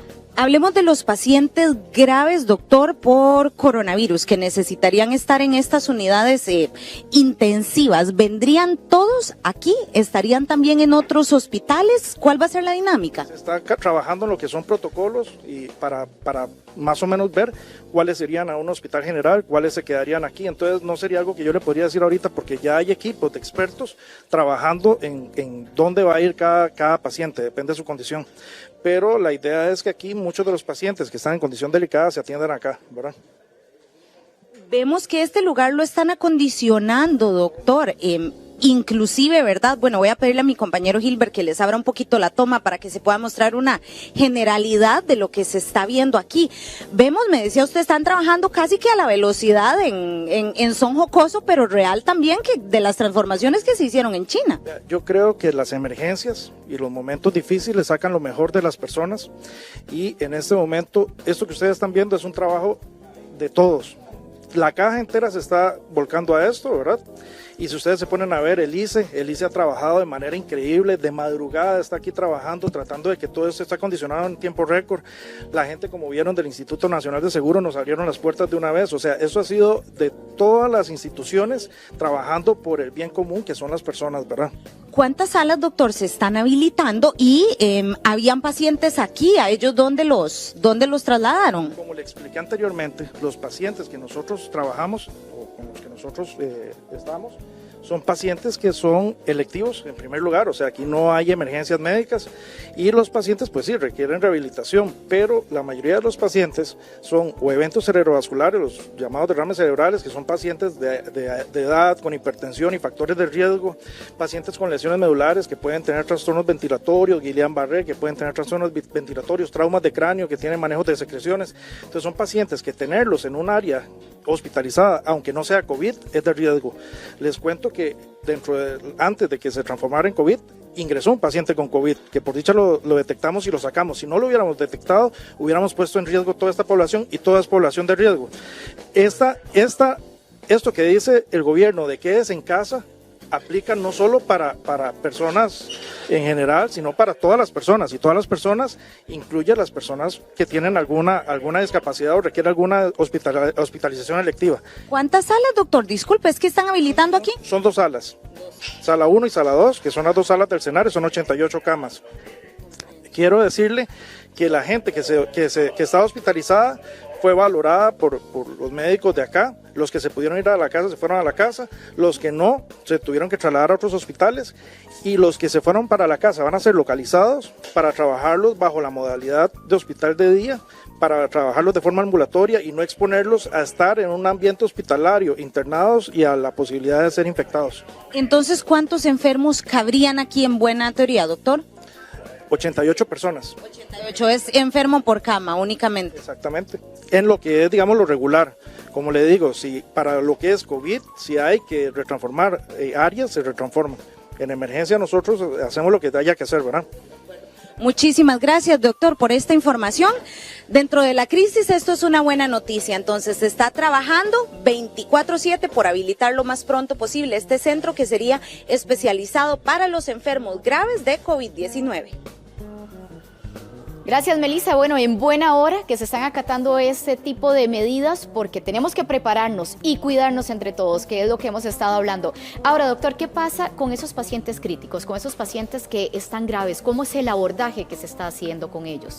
Bueno, dijimos que más o menos el 5% de los pacientes pueden entrar en estado crítico, ¿verdad?, de los pacientes con coronavirus, y muchos de ellos van a requerir internamiento, no solamente hospitalización, sino internamiento en la unidad de cuidados críticos, ¿verdad?, la unidad de cuidados intensivos. Entonces, esos pacientes generalmente van a requerir intubación, ¿verdad?, con una ventilación mecánica, además de soporte intenso en ese sentido, con monitorización entre ellos de la glicemia, del azúcar, de manera estricta, más otros parámetros, y existen algunos tipos de medicamentos que se están utilizando. Sin embargo, se sabe, y como hemos hablado, este tipo de coronavirus es muy nuevo, la mayoría de cosas están saliendo día a día, sus actualizaciones son diarias, y los medicamentos que actualmente se están utilizando realmente están apenas en fase de investigación, pero ante la emergencia pues se utilizan muchos de estos que se ha visto que tienen alguna respuesta. Entre ellos, por ejemplo, uno que se llama cloroquina, que lo que hace es, en ese sentido, y tratar de disminuir la entrada del virus a la célula, u otros como antirretrovirales, como ritonavir y lopinavir, que lo que hacen es disminuir la replicación a nivel celular, para que entonces el virus crezca menos dentro de la célula y sea menos el contagio. Pero ese tipo de medicamentos realmente, como dijimos, está en fase ahí de investigación. Este tipo de pacientes generalmente medidas de soporte y esperar que pase la parte aguda. Obviamente la parte de soporte también, si hay algún fallo de órgano, por ejemplo la parte renal, pues el soporte de terapia de reemplazo si hiciera falta. De hecho, le iba a preguntar sobre eso, doctor, ¿qué pasa con esos pacientes que tienen problemas de riñones? Ok, los pacientes renales crónicos, pues obviamente también es una población susceptible, vulnerable.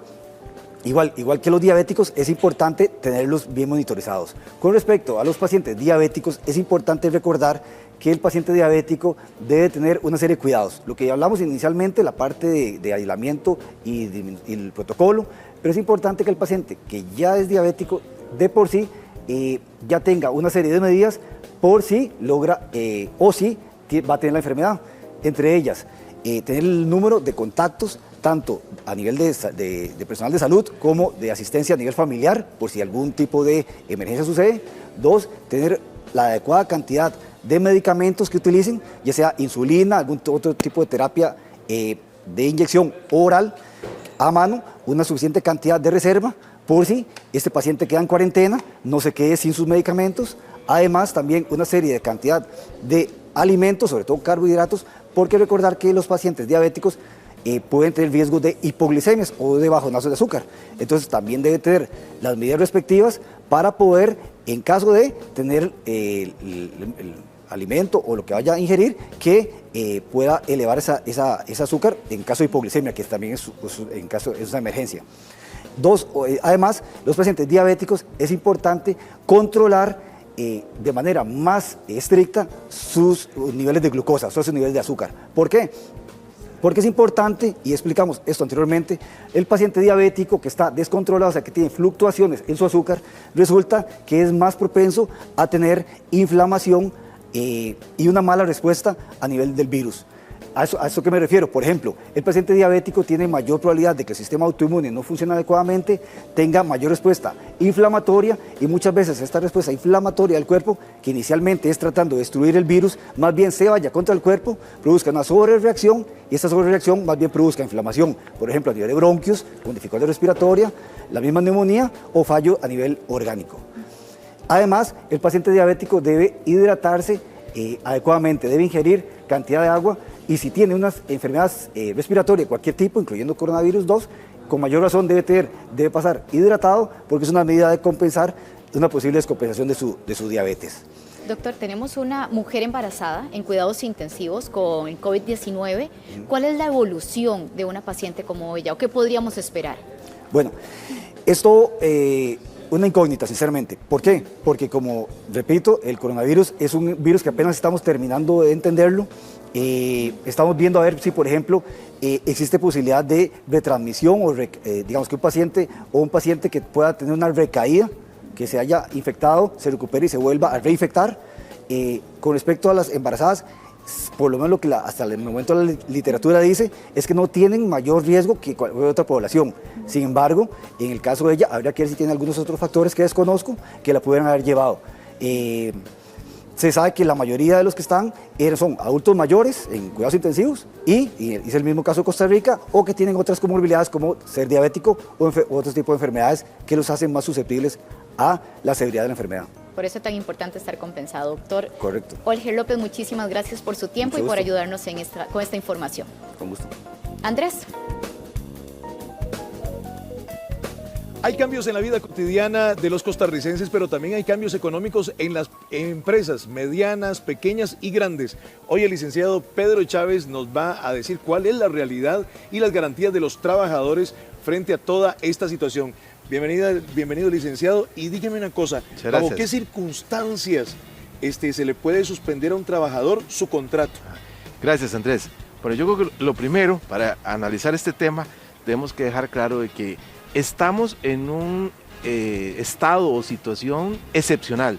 No son las condiciones normales en que nos enfrentamos a una relación laboral, no son las condiciones normales del sistema jurídico costarricense ni sistema jurídico a nivel internacional. O sea, aquí están aplicando reglas diferentes por la condición y principios diferentes. Bajo eso, le tengo que decir, en primer lugar, las condiciones normales en las cuales se le puede suspender a un trabajador su contrato laboral es tomando en consideración las condiciones específicas que se están dando para este caso. Ejemplo, el trabajador de un bartender. A un bartender, si el ministro ordena de salud el cierre de los bares, yo como patrono estoy imposibilitado de trabajar y nadie puede ser obligado a lo imposible. ¿Cómo le voy a dar trabajo al bartender si el bartender es trabajar en el bar y está cerrado por una orden dada por el Ministerio de Salud? Por motivos de salud pública. En esas condiciones el contrato no solo se le puede variar, se le va a concluir. Con responsabilidad patronal o sin responsabilidad, ahí es otro tema. En principio, el patrono no fue que tomó la decisión, el ministro la tomó por él. Cuando le dijo cierro, acabo el negocio. Y la suspensión tiene plazos específicos para una persona que se lo está preguntando en casa. Claro, por supuesto. La suspensión no puede ser por el resto del año, no, es por un plazo determinado. Aquí las condiciones sanitarias nos está dando tanto la Caja Costarricense de Seguro Social como el Ministerio de Salud y Gobierno Central 3 meses. Entonces por 3 meses se puede tener suspendido. Ahora, licenciado, el patrono se ve obligado por las circunstancias, pero el trabajador tiene que seguir comiendo su arrocito y frijoles. Claro, entonces ahí es donde empieza el tema de conciliar, que es muy importante. No es solo lo que el patrono quiera, no solo lo que el trabajador quiera. El trabajador tiene que ceder y el patrono también tiene que ceder, hay que ajustarnos. Bueno, pensemos el caso del bartender. Como no puedo tener el trabajador trabajando en el bartender porque ese es su trabajo, ¿qué otra cosa puede hacer el trabajador dentro del servicio que yo tengo, que es el de varios restaurantes? Bueno, podríamos en un momento determinado decir, preparar algunas actividades de ejemplo de limpieza, de manejo de inventarios, limpieza en general, que siempre va a ser necesario. Por todo el tiempo, no, redúzcase por la mitad del plazo de su jornada de trabajo. O sea, aquí hay un plazo de negociación, de adaptar las condiciones. No se puede ser inflexible de ninguna de las dos partes. Tenemos que ser flexibles, entonces se pueden hacer cambios en la jornada laboral. Sí. ¿Cuáles son esos cambios? Los cambios que se pueden dar en la jornada laboral son de acuerdo a las condiciones que me está dando, en este caso, el patrono, y las condiciones de el Ministerio de Salud con una orden sanitaria que me indica. Vamos a citar otro ejemplo. Universidad de Costa Rica dice, educación virtual. Sí, bueno, perfecto, pero educación virtual implica ciertas condiciones que el trabajador va a tener que trabajar en su casa, con su equipo o con el equipo de la universidad.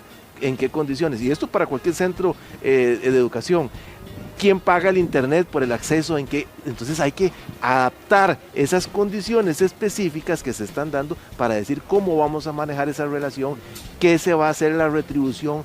Puede ser que se disminuya en tiempo, que se compense, trabaje menos horas, pague usted el internet, el exceso que va a tener por tener sus gastos móviles que va a estar utilizando, pero usted no va a trabajar 8 horas, sino que va a trabajar 6 horas, un ejemplo. Ejemplo de una trabajadora doméstica que tal vez usted dice, no venga a trabajar porque cuida, hay ancianos, hay personas adultas mayores en la casa, mejor distánciese y quédese ahí. En esas condiciones, la trabajadora de servicio doméstico puede decir, sí, efectivamente, ¿cómo voy a hacer? ¿Qué hago? No, le suspendo el correspondiente contrato de trabajo porque tengo una orden sanitaria, recuerde, que le dice que en un momento determinado hay que aislar a una determinada persona que tiene un riesgo, que tiene una condición especial.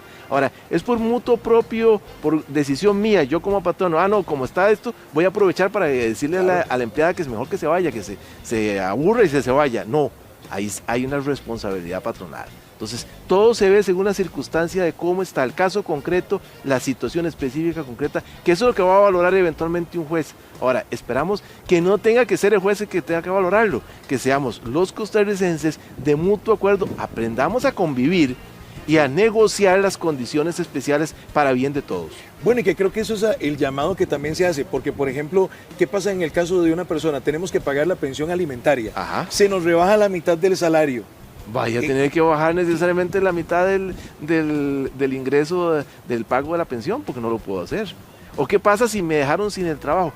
¿Van a ser las mismas condiciones para la pensión alimentaria? No, no pueden ser exactamente igual. Inmediatamente tengo que comunicarlo a la esposa, o a la ex esposa, dependiendo del caso, cuáles son las condiciones que tiene y comunicárselo al despacho que tiene la pensión alimenticia. Mire, por esta situación yo no puedo cumplir. Yo le aseguro, difícilmente ningún juez va a ordenar una orden de apremio por no pago de la pensión en su totalidad, si bajo las condiciones en que ha determinado el Estado, en este caso el Ministerio de Salud, con una orden sanitaria, ha tenido que quedarse sin trabajo. Ya vengo con el licenciado don Pedro Chávez, que está con nosotros, pero a muchas personas también ya les han pagado el servicio, pero por todas estas circunstancias no se entrega. Lo vemos en la siguiente nota. La principal medida establecida por las autoridades de salud para evitar el contagio masivo del COVID-19 es, además del lavado de manos, el distanciamiento social. A esto responde que muchos servicios que nos brindaban durante estos días ahora se suspendan. Entonces, ¿qué pasa con esos servicios que yo pagué por adelantado y que ahora no se me van a brindar? Yo opino que no importa que lo hayan pagado, pero que después le recompensen, ¿me entienden? El tiempo, o sea, lo que ellos pagaron, ya después que no paguen. Y poder negociar y decir que entonces queda como un adelantado para cuando pase todo esto y poderlo negociar. Entonces, si usted pagó la buseta por 2 meses, el dueño de la buseta no está obligado a reintegrarle el dinero que no le haya dado el servicio, porque eso fue algo imprevisible e inevitable para él. Lo mismo que el dueño del gimnasio o el dueño de la casa. Estamos en una situación de crisis y a mí me parece que lo más sano es que todos pongamos de nuestra parte, y entonces si podemos cubrir y si podemos exonerar a la contraparte del pago de algo, sería muy significativo, aunque la ley diga lo contrario. Es importante que usted guarde recibos o facturas de los servicios en caso de llegar a una negociación para recuperar su dinero o la posterior prestación del servicio. Este tema se las trae y tal vez usted es parte de lo que acabamos de presentar. Licenciado, pagué el servicio y no me lo han dado, no me lo dan por estas circunstancias. Lastimosamente hay que tomar en consideración circunstancias reales, efectivas. El servicio está pagado. El dueño de la buseta tiene la responsabilidad de que se haya suspendido por parte del centro de educación el servicio. No lo tiene. Entonces, bajo ese principio tendríamos que decir que no está obligado a hacer una devolución por un servicio que se pagó continuamente. ¿Es conveniente que él haga esa circunstancia? No es conveniente. ¿Por qué no es conveniente? Porque ese podría ser un motivo, su inflexibilidad, para que cuando ya se restablezca el correspondiente servicio, que el Ministerio de Educación Pública, que es el que le autoriza el servicio, se lo deniegue, porque él, bajo las condiciones que dictó el Estado costarricense por una orden sanitaria, no está colaborando en la obtención de un servicio esencial que es la educación pública. ¿Entiende? Entonces, no es conveniente. Ahí estoy totalmente de acuerdo con el colega don Boris, exalumno y gran profesional, que efectivamente hay que sentarse a negociar. Sí. Aun cuando se tenga el derecho, no puedo ser irrestricto y mi derecho no es que va a presumirse de mantenerse durante todo el periodo en las mismas condiciones. No, hay que negociar, hay que saber manejar, hay que entender las circunstancias porque estamos en un estado de excepción. Le tengo dos preguntas que van a causar berrinche y que en este momento hay gente que está así. La primera de ellas es, ¿el patrón no puede hacer ajustes en el salario por causa de la crisis? Por supuesto que sí. Yo le diría por causa de la crisis, por causa de la orden sanitaria que genera. Sí, claro.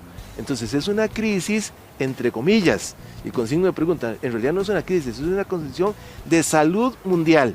Y el patrono sí puede hacer esos ajustes. ¿Cuáles ajustes son los que puede hacer? Mire, yo no le puedo pagar la totalidad de su salario, se la voy a fraccionar, por ejemplo. Eso está razonable. No le estoy diciendo que no le pago. Mire, vamos a tener que bajar la jornada, no las 8 horas. Trabajemos 6 horas porque no le puedo pagar la totalidad, pero tampoco me la trabaje.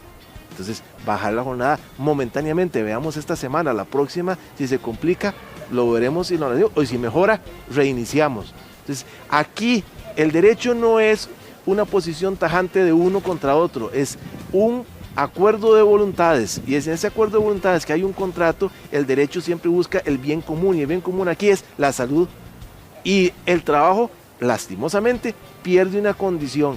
¿Cuál es prioritario? ¿Mantener los trabajos o mantener la salud de la población? La salud de la población, no lo tenemos ni que dudarlo. Licenciado Pedro Chávez, muchísimas gracias por estar aquí con nosotros. Gracias por aclarar muchas de esas dudas y despejarlas. Vamos a ir a un corte comercial y al regresar, pues nosotros también continuamos con más de este tema del coronavirus y también cómo enfrentar y tener una muy buena salud. Giros.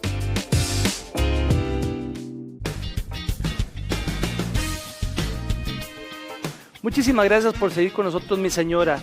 No hay tratamiento para el coronavirus, pero aquí su sistema inmunológico tiene que ser más fuerte para que actúe contra él. Y aquí está el doctor Alexis Naranjo, experto en medicina ortomolecular. Doctor, ¿cómo robustecemos este sistema inmune que tenemos? Claro, bueno, gracias por la invitación. Vamos a hablar un poquito, muy rápidamente, de lo que es el coronavirus. Cuando hablamos de un virus, tenemos que recordar que dentro de la misma biología se define que no es un ser vivo completo, o sea, es como que yo comparara con una llave maya donde hay un material genético que para que funcione, que para que genere enfermedad tiene que entrar en una célula. Y eso es lo que ha ocurrido en este caso con este virus. Sin embargo, no es la primera vez que ocurre. Hoy escuchaba al doctor Brenes en uno de los pods que hacía, donde hablaba que es similar a lo que ocurrió cuando los europeos llegaron a América, o ocurrió en 1918 con lo que tiene que ver con la fiebre española, lo hemos visto con la influenza, o sea, hay un montón de detalles donde tenemos esta particularidad. ¿Qué es la diferencia? El terreno biológico, la inmunidad de cada persona, y es lo que nos garantiza por qué en Wuhan todo el mundo no se ha enfermado. Ahora que escuchábamos a la doctora temprano hablando, bueno, hay entre un 60 y un 80% de los pacientes que pueden tener el virus que son asintomáticos. ¿Por qué son asintomáticos? Porque su sistema inmunológico puede frenar la infección y puede atacarlo de forma inmediata. ¿Y hay algo que ayude, doctora, que no se nos pegue este virus? Claro, voy a hablar rápidamente de detalles de barrera, ¿verdad? Donde entra la clorexidina, que se puede utilizar como spray. Hay un jarabe muy interesante que se llama el Abrilar, que es un elixir de Helix, que se utiliza como expectorante y mucolítico, pero que también sube las defensas del tracto respiratorio, el consumo de vitamina E, y hay algunos detalles como el broncobaxón, que se puede tomar en ayunas, o el Virasole, que son aspectos donde no hay especificidad completa, pero que intentamos estimular el sistema respiratorio por ahí. Ahora, otro detalle particular es que existen 5 elementos que permiten que mi sistema inmunológico mejore. Y ahí entra la vitamina C, la lisina, a dosis altas de lisina, de por lo menos 1 gramo. Entra lo que tiene que ver con el zinc y el selenio, que son oligoelementos muy interesantes que desgraciadamente muchos de los complejos vitamínicos no tienen. Y por otro lado el complejo B, recordando que son 6 moléculas, ¿verdad? B1, B2, B5, B6 y B12. Entonces son pequeñas opciones que tenemos. Aquí dentro de la línea oral encontramos 3 productos, ¿verdad? El Vitacor Plus del que hemos hablado en algún momento, porque además tiene ácido alfa lipoico, tiene Q10, tiene flavonoides. Entonces es un detalle muy interesante. Me encontré este producto muy interesante, el Immunoactive, que es un producto que tiene 300 miligramos de vitamina C, que aunque es una dosis baja para lo que ocupamos normalmente tratar, tiene zinc y tiene selenio. Entonces es uno de los productos muy interesantes que podemos utilizar incluso 2 veces al día, y estamos aumentando la actividad del sistema inmune. Y por último el Epicarcican, que es un producto muy muy interesante, que tiene 1 gramo de lisina, tiene complejo B, tiene vitamina C y tiene selenio y manganesio. O sea, son como los diferentes productos que podríamos utilizar en este sentido. Entre menos defensas, más fácil puede entrar este virus. Claro, que aquí es un dato importantísimo y lo quiero aclarar de una vez por todas. Usted que está en su casa escuchándome, la histeria también puede ser viral, y la histeria es una de las cosas que se combate solo con información. O sea, hay que atacar la desinformación de las personas, y en ese sentido hay que recordar que los niveles de cortisol alto, también en el estrés, que era lo que hablábamos ahora hace un ratito, la gente no puede salir de la casa, no puede salir a hacer ejercicio. Entonces, estos niveles de cortisol alto también van a bajar el sistema inmune y nos hacen más sensibles a la posibilidad de tener infección y de tener la sintomatología. Doctor, una persona que tiene las defensas bajas, ¿qué tiene que tomar? Claro, en ese sentido, enfocarnos en esos 5 nutrientes. O sea, tengo que revisar que tenga por lo menos 1 gramo de lisina, tengo que enfocarme en que tenga vitamina C, que hay posibilidad de utilizarlo en sueroterapias, pero en línea oral hay frutas que son ricas en vitamina C, como la guayaba, la guanábana, la manzana verde, el kiwi, algunas opciones como el ají, el chile dulce que le llamamos, y la zanahoria, también tienen fuentes importantes de vitamina C. Usted habla mucho de vitamina C, pero correcto, ¿cómo debemos consumirla? Claro, en la vitamina C es un dato interesante, porque la vitamina C, el consumo diario normalmente llega a ser hasta 2 o 3 gramos máximo. Lo que se hace es que se dosifica, se fracciona para poder absorber por lo menos medio gramo cada 2 horas, y eso nos permite tener una absorción mantenida, porque ¿qué es lo que ocurre? En un tracto digestivo sano, si yo me tomo 3 o 4 o 5 gramos de vitamina C, es posible que no todo se absorba, y eso me genera diarreas osmóticas. Entonces, esa vitamina C que estoy absorbiendo, que estoy tomando, no se está absorbiendo en sangre. Esa es una de las opciones orales. Ahora, las otras opciones que tenemos son la sueroterapia, las megadosis de vitamina C. Hay algo que quiero ser muy responsable al atacar acá. Nada de esto evita que podamos contagiarnos del COVID-19. O sea, pero sí lo que me garantiza es que si mi sistema inmune está en sus mejores condiciones, yo puedo tener menos complicaciones y que la sintomatología pueda ser mucho mejor. De lo que tengo en la casa, ¿qué tiene vitamina C, doctor? Claro, volvemos a lo mismo, la zanahoria, el ají, el apio es rico en vitamina C. En ese sentido hay algunos batidos que se preparan. Las frutas como las que ya hablamos, la guayaba, la guanábana y el kiwi son como las que más concentraciones de vitamina C podríamos implementar en ese sentido. Recordar que las dosis bajas de azúcar son importantes. Los virus se alimentan en mucho de este tipo de glucosa. Entonces, todo lo que podamos bajar en carbohidratos a la hora de tener algún tipo de sintomatología es importante. Ahora, si tengo las defensas bajas, ¿cómo empiezo a tomar esto? Sí, en este caso, cada uno de los productos tiene una indicación adecuada. Por eso siempre es bueno que sea un médico experto en el área el que se encargue de brindarnos las herramientas. ¿Y en cuánto tiempo ya empiezan a subir esas defensas? Hablando de vitamina C, estamos hablando de que pacientes en 6 horas, estaba leyendo un estudio ahora temprano en Wuhan, en uno de los hospitales donde se han tratado casos severos, no el que es asintomático o el que tiene leves trastornos catarrales, pacientes que han estado en terapia intensiva donde se utilizan megadosis de vitamina C, en este caso endovenosas, para tener efecto de reversión de lo que tiene que ver con la neumonitis, o sea, con todo lo que tiene que ver con la inflamación del alveolo pulmonar, que es lo que genera las complicaciones. Entonces, en cuestión de 6 horas tenemos un efecto terapéutico en dosis adecuadas para que el paciente tenga mejora de su sistema inmunológico. Totalmente curativo. Ahora, ¿estas megadosis cada cuánto se pueden poner? Normalmente, cuando hablamos de megadosis de vitamina C, porque podríamos hablar de complejo B, hay algunos precursores de glutatión o glutatión endovenoso, como la N-acetilcisteína, siempre hablamos de diferenciarlo de cada paciente, porque no es lo mismo tratar a un paciente como el que hablábamos ahora, diabético, de más de 60 años, que también es hipertenso, que es obeso. Hay que tener un abordaje más agresivo con él, pero en pacientes de mantenimiento normalmente hablamos de que poner 1 o 2 dosis al mes es más que suficiente. ¿Por qué se dice que después de los 30 años el sistema inmune cae? Ok, es un dato muy particular. Antes creíamos que el envejecimiento celular iniciaba a los 35 años. Hoy sabemos que a los 35 años se dan manifestaciones del envejecimiento celular, pero el envejecimiento celular puede iniciar a los 21 años. A los 21 años, correcto. Ahora, ¿qué es lo que pasa? Que tenemos diferentes nutrientes para revitalizar la célula, revitalizar la mitocondria y en ese sentido salirnos de eso. Por ejemplo, yo tengo pacientes, estoy seguro que nos está viendo, una paciente de 92 años que corre maratones, tiene una suplementación adecuada y tiene una edad metabólica de menos de 25 años. Claro, pero el terreno biológico de esa paciente a mí no me preocupa, ¿verdad? Me preocupa quién, aquella persona que incluso puede tener 20, 30 años, que es obesa, que no hace ejercicios, que no se suplementa, que fuma, que toma, que se desvela. Entonces son pequeñas líneas donde estamos afectando el terreno biológico casi sin darnos cuenta. Don Alexis Naranjo, le agradezco mucho. Estamos para servirle, don Muchas Etano. gracias. Muchas gracias. Andrés Zamora Jara.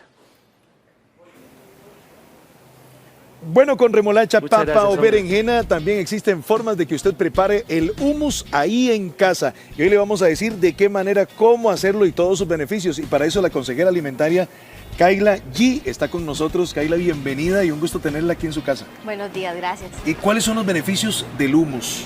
El hummus es muy versátil, es una preparación muy rápida de hacer, además que también nos permite aprovechar todos los nutrientes de las leguminosas, en este caso, o vegetales, y ya están, al estar en puré, también es mucho más fácil a la hora de ser digerido para las personas que le causan cólicos. Todo ya procesado y compactado y el famoso hummus garbanzos. Por supuesto, ese es el más conocido. Entonces tenemos la preparación de hummus de garbanzo, que de hecho hummus lo que significa el garbanzo en árabe. Entonces, para hacerlo es súper sencillo. Yo usualmente dejo siempre los garbanzos 24 horas en remojo. Los lavo antes, les cambio el agua unas 2 veces. Eso es para que suelte todos los fíticos o los taninos de la leguminosa, que es la cascarita esta que protege el grano. Y eso es lo que nos causa inflamación, digamos, en la parte digestiva. Entonces, al ser lavados, eso nos ayuda a que nos caigan mucho mejor. Una vez los cocinamos, luego los trituramos con aceite de oliva, ajo, que nos ayuda también a levantar el sistema inmune, limón y pasta de sésamo o tahini. Muy bien, y ahí ustedes lo tienen acompañado con algunas tortillitas chips que pueden acompañar el hummus garbanzos que no pueden faltar. Claro, y bueno, estas chips son de masa madre, las hago con masa madre y harina integral. Y uno de los hummus que usted nos trae para incorporar algunos antioxidantes es el hummus con remolacha. Remolacha. La remolacha también nos ayuda también a combatir la anemia. Tiene mucho hierro y es súper antioxidante. Además que le da una cremosidad extra ya al hummus de garbanzo y un color delicioso también. Y aquí lo tenemos, lo vamos a ir a observar en el detalle. Vean ustedes. ¿Y cuál es el procedimiento para llegar a esta textura y hacer este hummus? Aquí hacemos igual la preparación del hummus de garbanzo, solo que le incorporamos remolacha cocinada al gusto. cocinada. Ajá, entre más remolacha le pongamos, más va a tener ese colorcito de fucsia y más cremoso va a quedar. Y de igual manera la combinación con el aceite. Aceite de oliva 2 cucharaditas igual. ¿Algunos otros ingredientes que se le pueden agregar y que puedan fortalecer también? Podríamos agregarle también ahí un poco de chile morrón, como hicimos el de papa en este caso. Podríamos agregarle también, bueno, las semillas de ajonjolí tostado. Podemos agregarle también semillas de cáñamo. Cualquier superalimento le podemos incorporar. Y el acompañante a este hummus es diferente, ¿verdad? Podrían ser, bueno, igual las chips de tortilla, pancito tostado, puede ser también platanitos, galletitas tostadas, cualquiera. De la remolacha pasamos a una receta innovadora que usted nos trae hoy. Claro, este es un ajimójili, se llama. Es con papa, que la papa también es un carbohidrato complejo, nos ayuda también a mantenerlos más llenitos, y con chile morrón. El chile es el chile dulce común y corriente que conocemos en casa, lo ponemos a asar, le quitamos la piel y procesamos todo con aceite de oliva, ajo. ¿Cuál es el procedimiento? Porque las papas, al igual que la remolacha y que los garbanzos, hay que dejarlos reposar. Estas no, digamos, la papa solamente la hervimos, la pelamos y la trituramos con el chile morrón ya asado.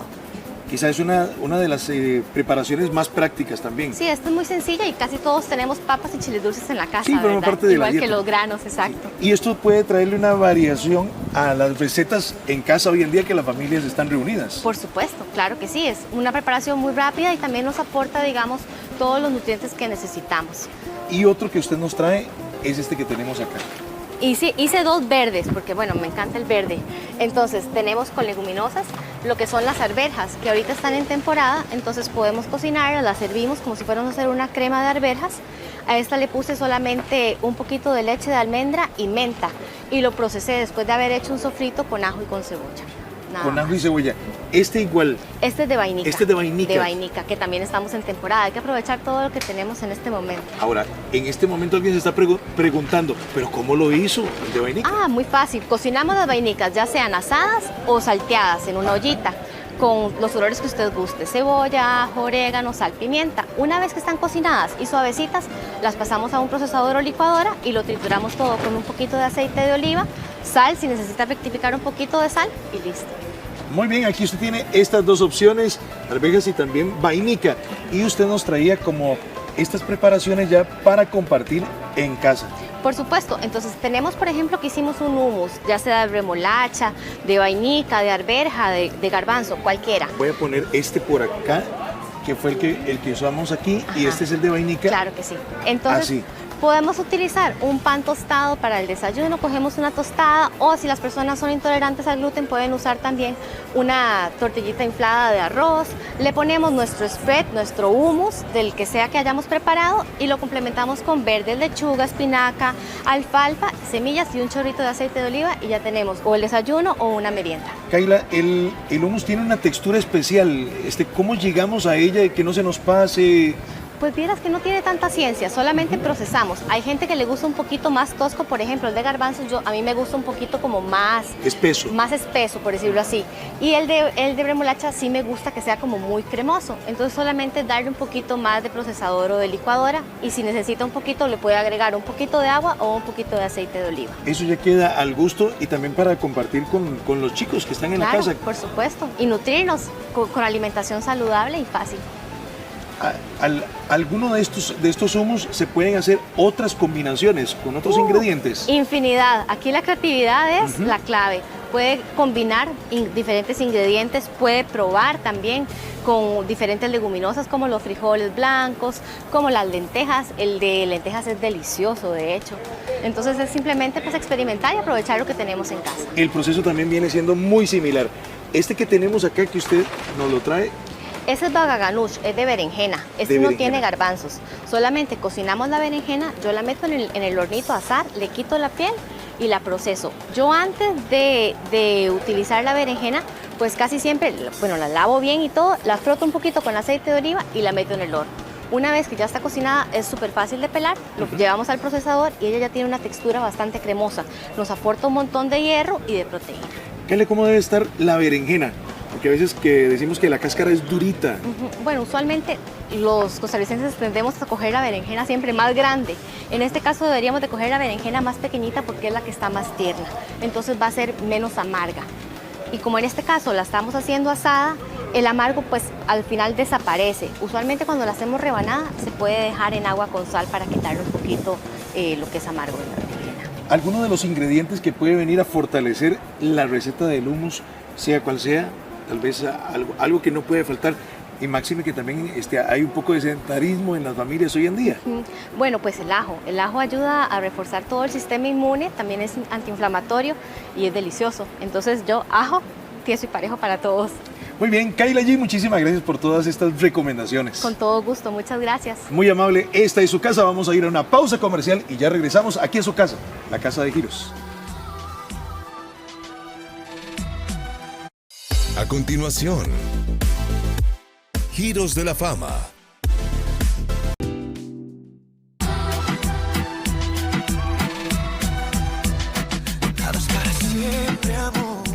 Los estampados, colores vivos son los que se llevan en estos días soleados. Y Yajaira Gómez nos habla de estas combinaciones y cómo aprovecharlas al máximo para lucir hermosas. Yajaira, buenos días. Buenos días, muchas gracias por la invitación. Yajaira, una combinación como esta, dos colores, bueno, un color amarillo y la parte inferior con ese estampado y esa combinación de tonos tan linda. Claro, vea, en este caso tenemos una falda midi, ¿verdad? Que ahorita está muy de tendencia, es un ícono de la moda, ¿verdad? Desde los años de 1920. Entonces acá le quisimos traer esta opción que aparte de que es un color, arriba un color fuerte, ¿verdad? Para darle, como que la que sea la enagua sea como la protagonista, pero el color lo hace verse muy llamativo. En este caso trae unas palmeras en color verde con un color como beige. Sí, muy lindo. Y ese fondo negro que no compite, sino que armoniza el amarillo, destacan los dos Exactamente, tonos. Entonces realza totalmente el outfit, ¿verdad? Aparte que se ve muy lindo. Este es un body, entonces los bodies se ajustan muy bien a lo que es la silueta de ella, ¿verdad? Acá le quisimos colocar unos zapatos del mismo color del body para que ella se vea totalmente linda y a la moda. Y la falda alta, muy bonita, una bonita caída, y el midi que decías que está en tendencia, ese largo, digamos. Ese largo es lo que está en tendencia, y ahorita lo podemos encontrar tanto como en vestidos, como en falda, porque ahorita está muy, muy de moda lo que es la falda midi. Bueno, y esa combinación de tonos me encanta, es algo que yo creo que invita a ponerse este tipo de prendas. Claro, por los colores, ¿verdad? Vamos con el siguiente atuendo. Estamos apostando igual, ¿verdad? Un color, un solo tono arriba y el estampado abajo. Y el estampado abajo. Ajá, en este caso tenemos este short que es un estampado igual en palmeras en color verde, que ahorita lo que está de tendencia son lo que son palmeras y todo lo que es floral, ¿verdad? Entonces en este caso, súper lindo. Le quisimos colocar este tipo de blusa porque creemos que puede ser también un outfit porque un poquito más relajado, ¿verdad? Porque es una básica, ¿verdad? Una camisetita básica. Entonces acá le colocamos el collarcito como para darle un poquito más de un toquecito más ahí en chic, pero sinceramente lo puedes combinar el short con mucho tipo de blusa, ya sea cortita o como con sandalitas o también con Trae esos accesorios a la hora en el bolsillo que lo hace ver muy bonito también. Los botoncitos. Exactamente. Muy, y además muy esos estampados medianos que los hemos visto en tendencia todo lo que llevamos de este año, ¿verdad? Exactamente. Este verano esto es lo que ha apostado, ¿verdad? Lo que es todo lo que es palmeras, todo lo que es estampados. Acá le colocamos unos zapatitos en color beige, que es un nude, que eso siempre va. Eso siempre es un acierto, porque combina con todo. Con todo va a combinar. Muy bien, vamos con nuestra siguiente modelo. ¿Esto es un vestido o son dos prendas? No, eso es un vestido, es súper lindo, porque lo bonito de este vestido es que puede servir tanto para las delgaditas o también, ¿por qué no? Algo un poquito más que tenga como pancita, porque trae este amarro, amarro, ve qué bonito, se acomoda muy bien, entonces le tapa como la pancita del frente. Y por eso te decía que si eran dos prendas, ¿verdad? Porque la falda parece que fuese una falda y una blusita, pero sí, claro, es un vestidito. Correcto, y con colores súper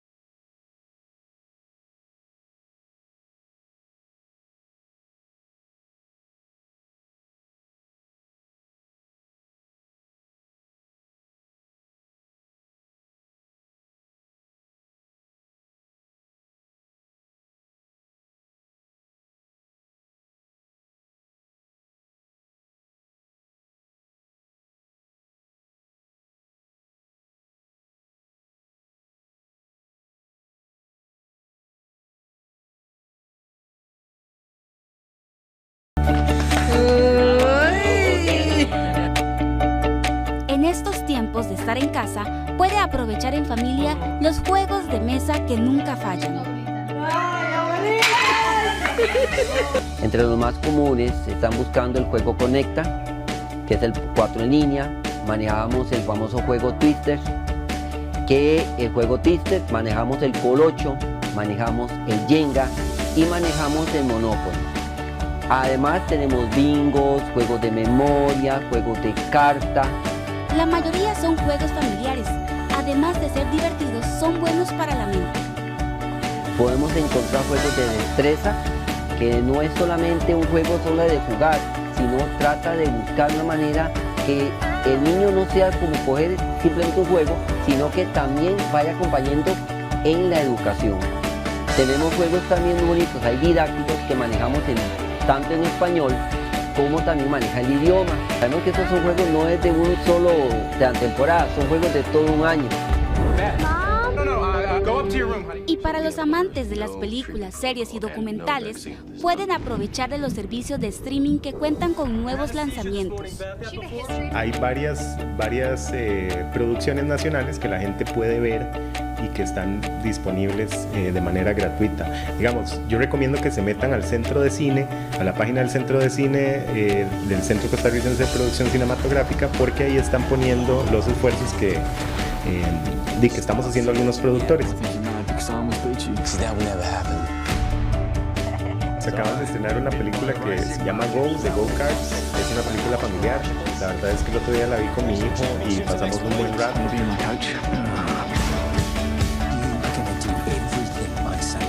Hablando también de películas en el sentido del tema que estamos viviendo, hay una película que se llama Contagio, que es del 2011, Contagio, y la dirigió Steven Soderbergh. Habla sobre eventos muy similares a los que estamos viviendo, entonces la gente puede entender y saber que no tiene que caer en estos momentos de ansiedad. Juegos, películas, documentales, libros, hay mucho que se puede hacer durante el distanciamiento social. Hay que volverse creativos en casa, como creativos los productores de Santa Ana, que frente a la cancelación de la Feria de la Cebolla, ellos están tocando la puerta de su casa para vender esas trenzas que han preparado con mucho amor. Con esta información nosotros nos despedimos y mañana, si Dios lo permite, a las 8 nos vemos en Giros. Que Dios les bendiga. Don Juan Miguel es productor de ajo y cebolla de Santa Ana. Él es uno de los agricultores que se preparaban para vender sus productos en la Feria Anual de la Cebolla. El evento se canceló. Sin embargo, don Juan decidió vender sus cebollas a domicilio. Sí, es buena noticia de que la feria se suspendía por este problema que hay de esa enfermedad. Ya estábamos con ese problema. ¿Qué hacíamos? Y gracias a Dios, de la parte mía, un grupo de amigos ahí, les dieron la idea de que lo publicáramos ahí en las redes sociales y se ve que era entregar donde fuera, ahí me ayudaban algunos y de ahí se hizo y eso ha sido un éxito.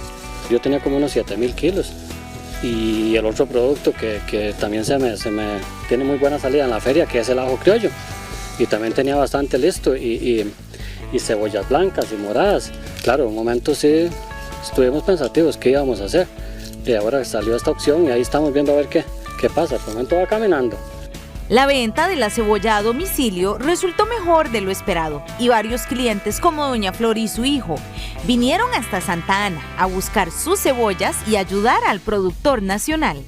Venimos a apoyarlos a ellos y a decirle a toda la población que venga a apoyar. Vea, llevo unos ajos riquísimos, criollos. Sí, la cebollita también, que es... Y así, estamos muy contentos, estamos aprovechando este día tan bonito, montañas. Muy cómodos los precios, sinceramente venimos precisamente a apoyarlos, porque los precios son muy accesibles, entonces es importante colaborar. En total, son unos 18 productores los afectados con la cancelación de la feria, donde en promedio se venden unos 100,000 kilogramos de cebolla. Si usted quiere ayudar y además conseguir un delicioso producto a excelente precio, no dude en contactar a don Juan y comprarle su cebolla.